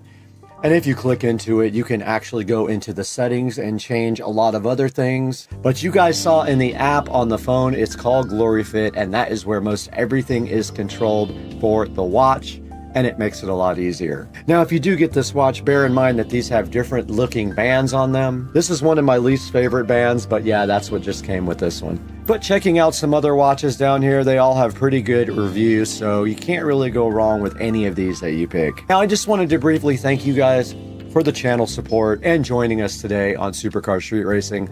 Like I said, I don't enjoy the watch reviews that much, but I wanted to get something out there for you in case you like the yellow band on this watch. It gives you a choice for that particular style. And it means so much to us when you click through our links and order products through our links. It gives us a little bit of cash, and it doesn't matter if you order the exact product, order anything you want through any of my links. It'll help the Supercar Street Racing channel out greatly. And the channel is growing, and we've noticed a big uptick in traffic here in the last month or so, and that's all because of your support. So guys, go ahead and like and subscribe to this video. But I gotta get out of here right now. I gotta go buy 10,000 new smartwatches, every color on earth.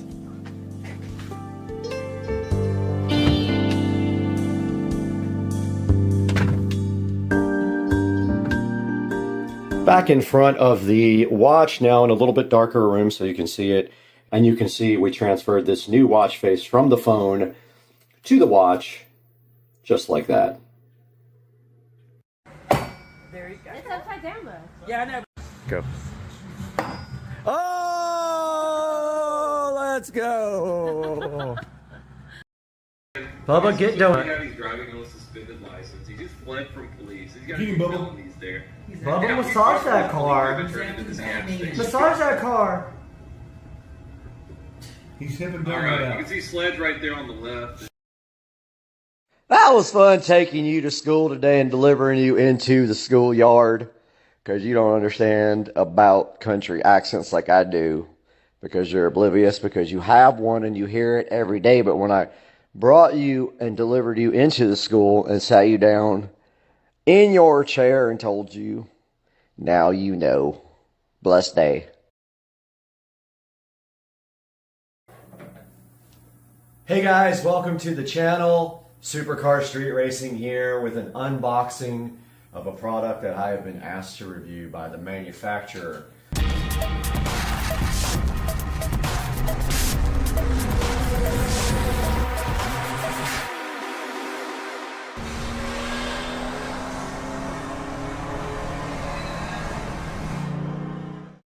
So this is the first time I've ever been asked to review something and been sent a product for free. So I just want to get that out of the way. This product was sent to me at no charge. I'm under no obligation to review it in a positive way though. And what we're looking at today is a tripod. So here is the packaging here. I'm going to go ahead and get this opened up and take a look. See what we got. And then I'll give you all the information about the seller in the description here. Alright, so inside the box here we have stand tripod 1/4 screw soft is what it says. Let's get the tablet out, get a little video of this guy here. Still in the box. There's a good look at the label here. Stand tripod 1/4 screw soft X0035E2511, whatever that is. And so now let's go ahead and take this out of the box completely. All right, so it's packaged nicely. There it is.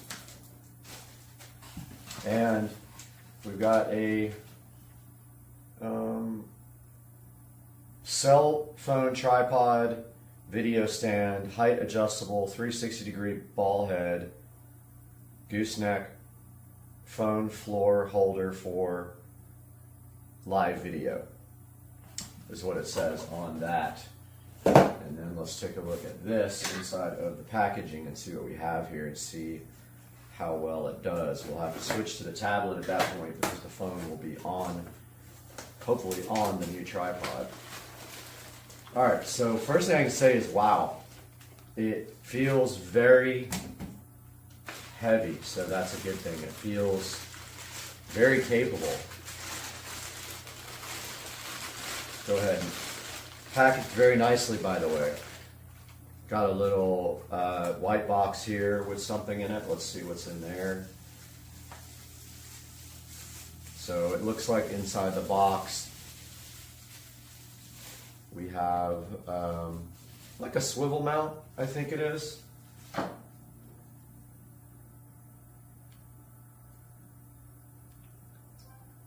And so there's a good look at the swivel mount that was inside of the white box here.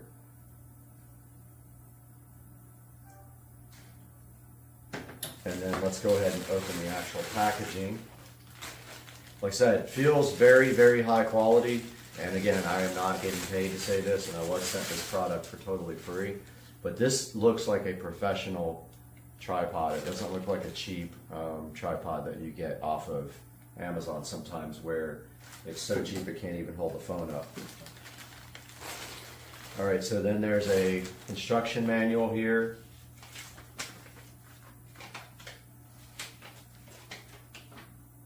Kind of tells you how to set it up. And supposedly there is a clamp for the phone that goes with this. So I haven't seen that part yet. Aha, it's in here. And then here we have like a gooseneck. Looks like. Yep.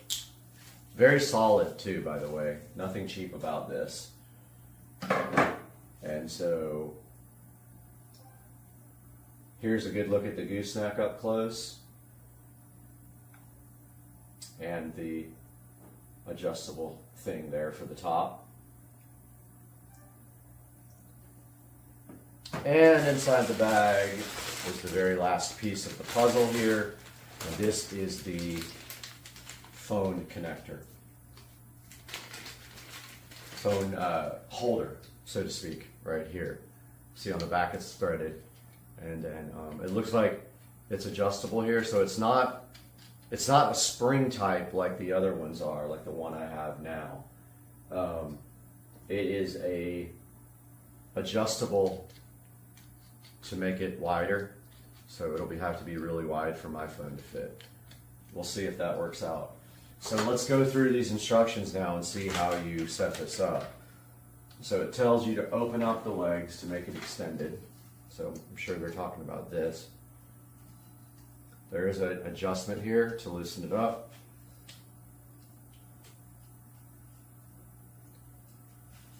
Still pretty tight, but that's good. So that's fully opened up now. It says, okay, first step was open the leg and make it extended. So it is right here. Oops, something fell. Step 2. Install the tube on the tripod and use the knob to lock it. So it wants to put the gooseneck on top, I believe. Let's see. Tripod head and then tube. So it does want us to put this on there, I think.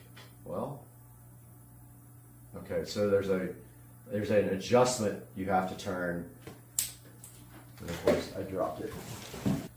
Okay guys, I found the screw underneath the desk, of course, and so now we have to take this tripod head here, and the screw is kind of like a, it prevents it from coming out, it looks like. Yeah, it's interesting because this has a screw on top, but you don't really use that part. You just put the tripod head there and tighten this. It also shows it like extended like this. I guess it doesn't matter, but it shows in the picture that it's extended, and it has like 3 or 4 ways to extend here. You guys can see that. So then we have it here like this, and we tighten up the set screw like that. 3, install the ball head on the tube. So the ball head goes on top here. By the way, guys, this is really, really high quality. I wouldn't just say that for, you know, to get a free product, but man, this thing's pretty solid. This is probably going to be my new tripod. Hopefully you're still in the shop there. Let's see. Yep, okay, cool. Just wanted to make 100% sure, so get the tablet out. So far, this is what we've got. So we've got on step 3, install the ball head on the tube, which is right there. For whatever reason, the video turned off. But I've got my old Galaxy Note here. We're going to try that guy. It's pretty wide, so let's see if this thing can open up enough. It looks like they thought of everything.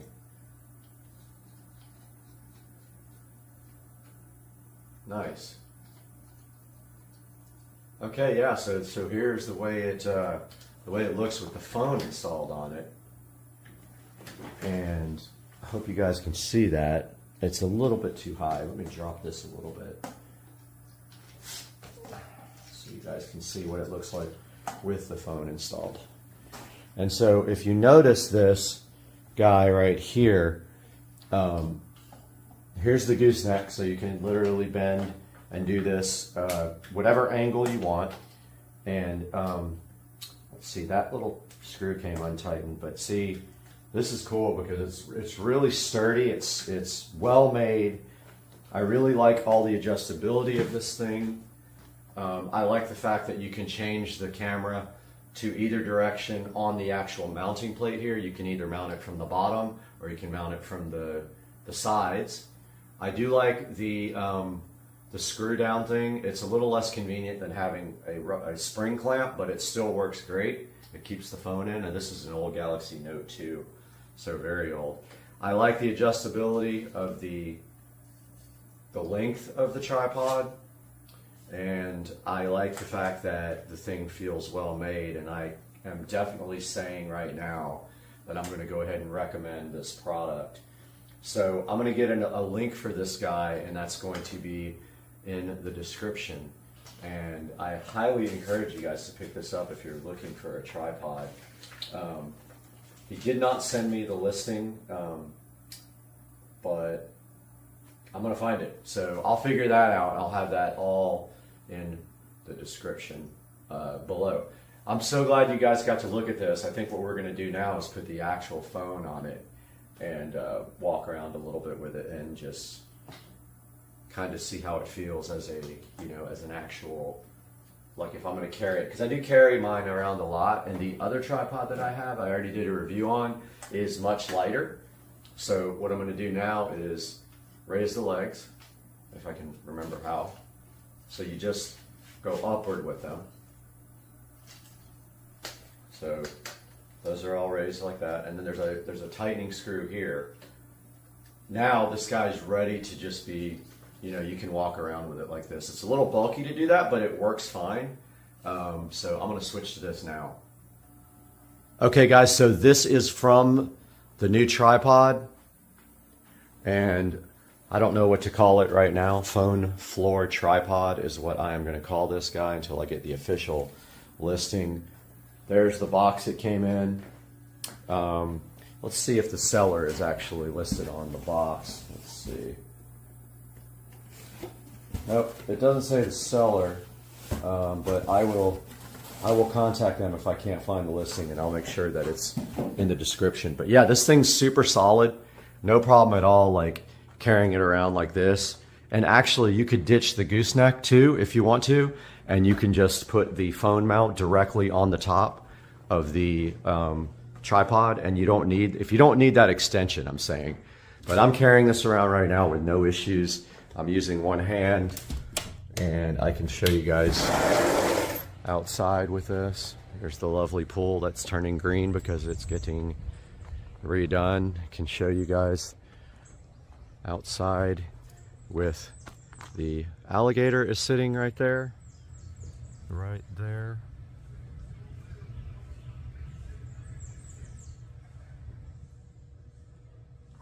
And yeah, so very, very easy to carry around. I am having no issues right now with just one hand. I mean, it does weigh a little bit, but I am thankful for that because, you know, sometimes you get these ones, like my other one is a lot less high quality, even though it gets the job done. Oh, my yard guy came back. So, all right, guys, well, that is going to do it for today because I got to talk to the yard guy, but thank you very much. I hope you guys enjoyed this review, and the link will be in the description. Okay, so pool is getting drained today. So we've got the hose running over into the pond there, and he's got his pump over here. He's priming it.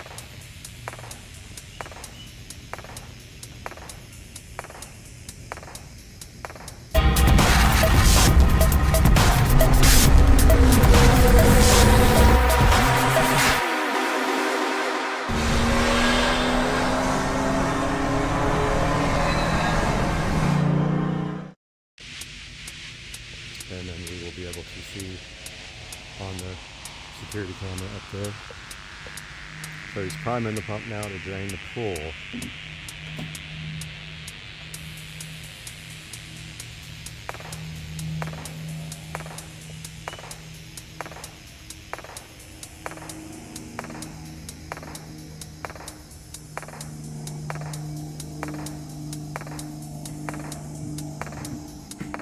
Here we go.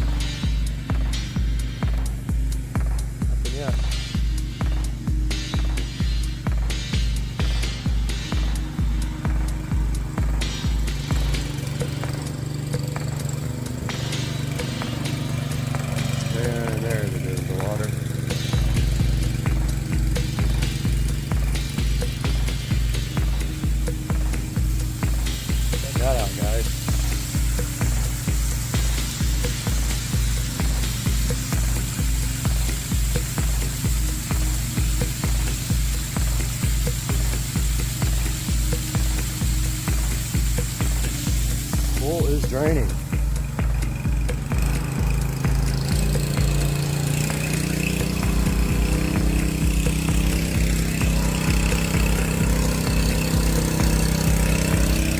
Nice.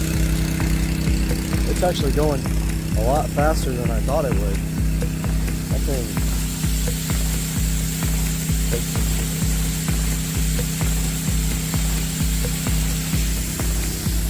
takes the water out. So we will time lapse that, but you can already see the water level coming down.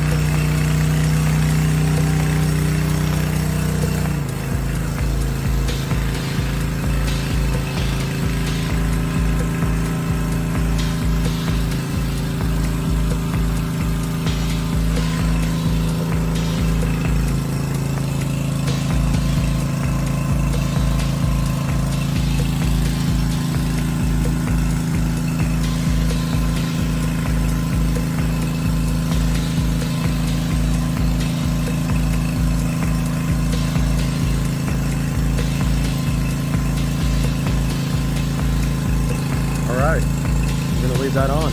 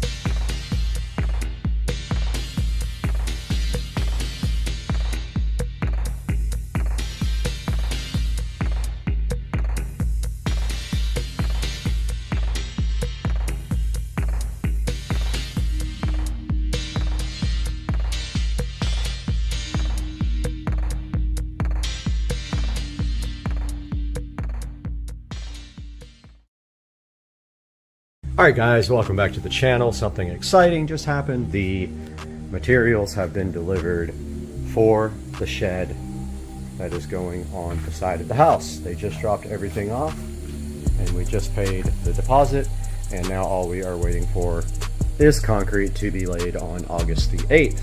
So yeah, just a little update. Here's all the materials for the big shed. I think it's a 12 by 8 if I remember correctly. But yeah, that's all happening. It's exciting. I'm glad you guys are all along for the ride.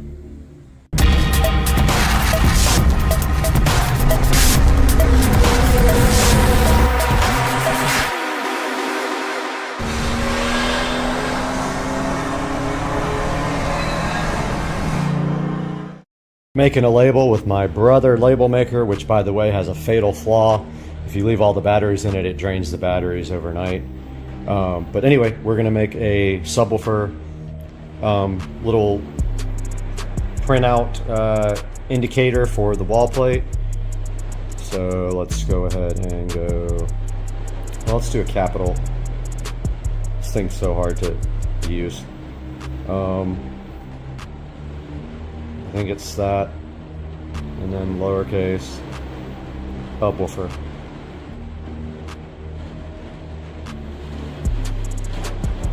Let's see how that prints. I think it's black. Yeah.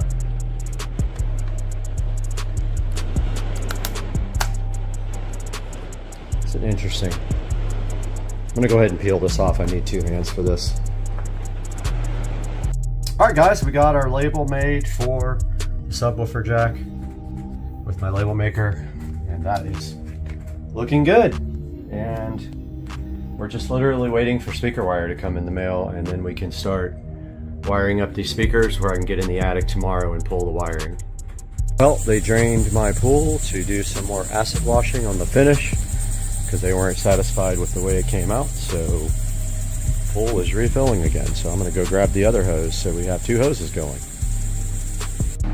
All right guys, making delicious keto burgerage. Oh, those are going to be good. Guess what happened though? The mailman just came and he brought this, what I've been waiting for, package. Boom. There is our speaker wire. There's what, 200 feet of something, I guess, 100 feet, I don't know, 200 feet I think, of 14 gauge speaker wire we've been waiting for. I have all of the links ready. So right after dinner, we are going to pull out these links, cut them off, mark the wire so that we know where they go. And then we are going to, tomorrow morning, first thing before even daylight, get up in the garage when it's nice and cool and get up in the attic and run these speaker wires. All right guys, so we got the speaker wire in. We have it measured out and marked. We have a code on each wire so that we know when we pull it into the attic which one is which. When we pull it down through the cap into the speaker wall plate, we'll know which one to connect to which wire. We have front, center, front, both rears. So what we're going to do now is take these speakers in, hook them up, and then we are going to attempt to throw the wire as close as we can to where we got to put it down the cap so I don't have to drag it through the insulation tomorrow morning. Well, let's get started with this. I have a plan. We have our wire already ready to go, stripped back with my auto strippers here. So what we're going to do now is take this into the attic. We're going to lay this somewhere on the bed, unbundle this wire, and literally throw it towards where it's going to go, and then hopefully get the insulation that is kind of out of reach. I'm going to try to get it, it's just a tiny bit out of reach. Also, that's what this is for. This tool is for getting out the grill. You stick it in there and you just pull straight up like that and the grill comes right off. Dude, where is the insulation? Thank you.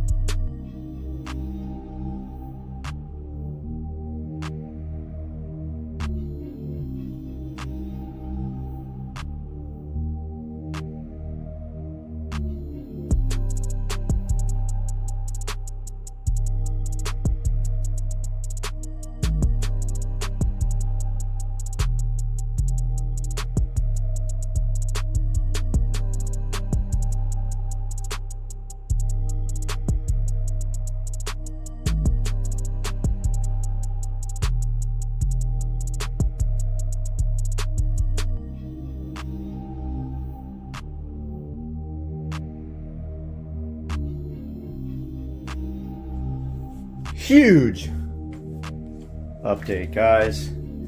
Oh, I'm nervous already. I was just in the attic pulling wire. I don't see my wires.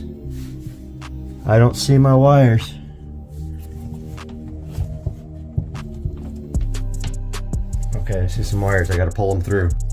Okay, as any smart man would, I ran a lot of extra wire and I just wrapped it all up with electrical tape and stuffed it down in here. I'm gonna get this all unwrapped now. This is how I got it down through the wall, and we'll be back.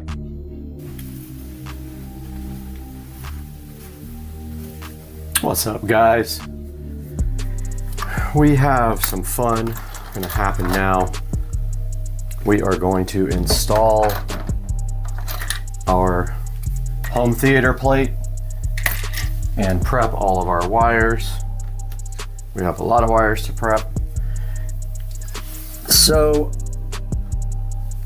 we are going to do that now. We still have to pull a HDMI cable up to the TV from this plate. So we can't completely seal it yet, but we can get it mostly done. So first things first, let me take a look at the wall plate. Let's see where everything is. Okay, some are... Okay, that's not too hard. We can just...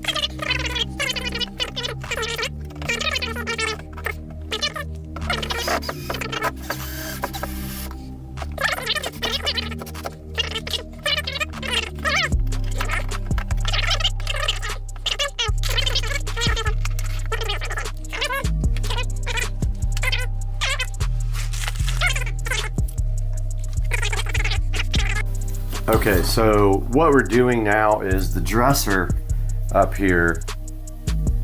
The dresser up here is where the receiver, which is right here, is going to go.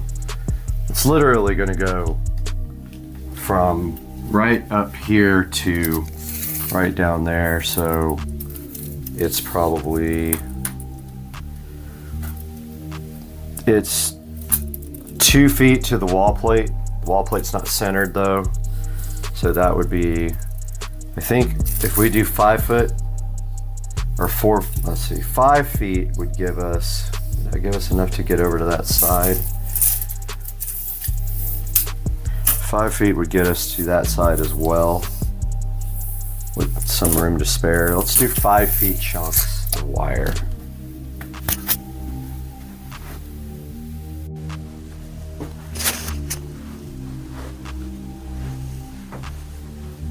I am ready to make some wiring, guys.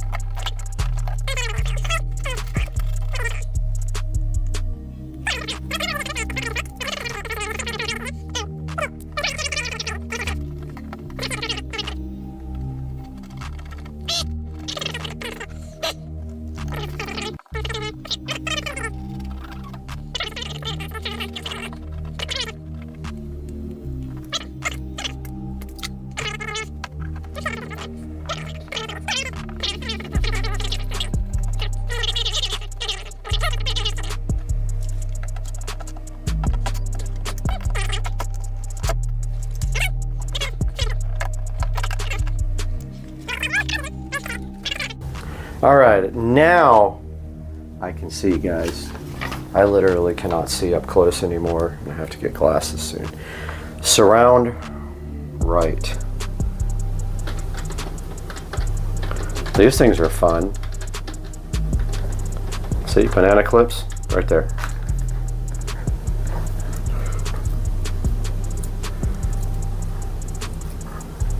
Makes it much easier, guys. I'm just saying. I don't know if I should come in from the bottom.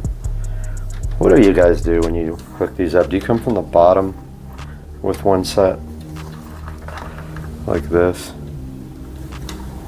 I mean, you can't see the bottom. How do you? Or do you go?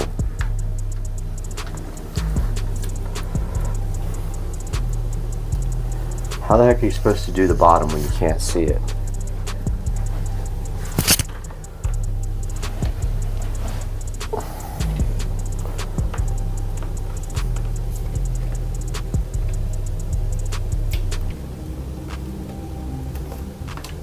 Can't find the hole.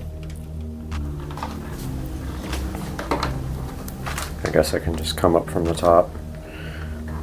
So forget it. Why aren't the speaker holes up and down? I mean, seriously. I saw a receiver where the speaker holes were up and down, and I'm like, thank you for actually being smart. And why didn't they do that on every single receiver? Why are they angled? So stupid.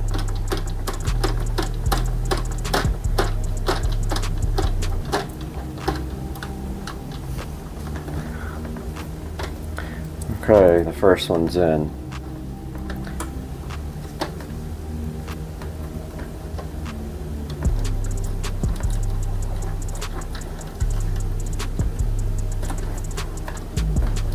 Second one's about to be in.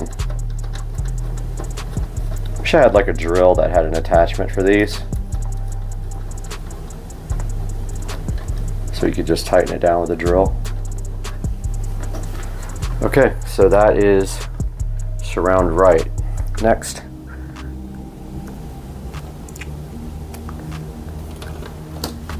Let's see what this is.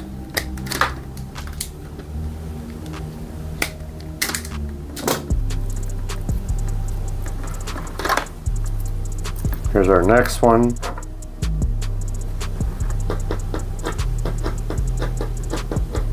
That's surround left. By chance.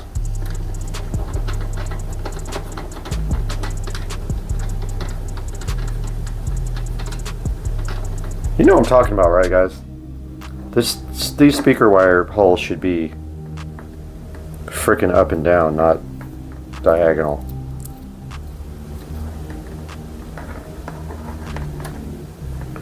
Surround left. Look how hard this is to get in there.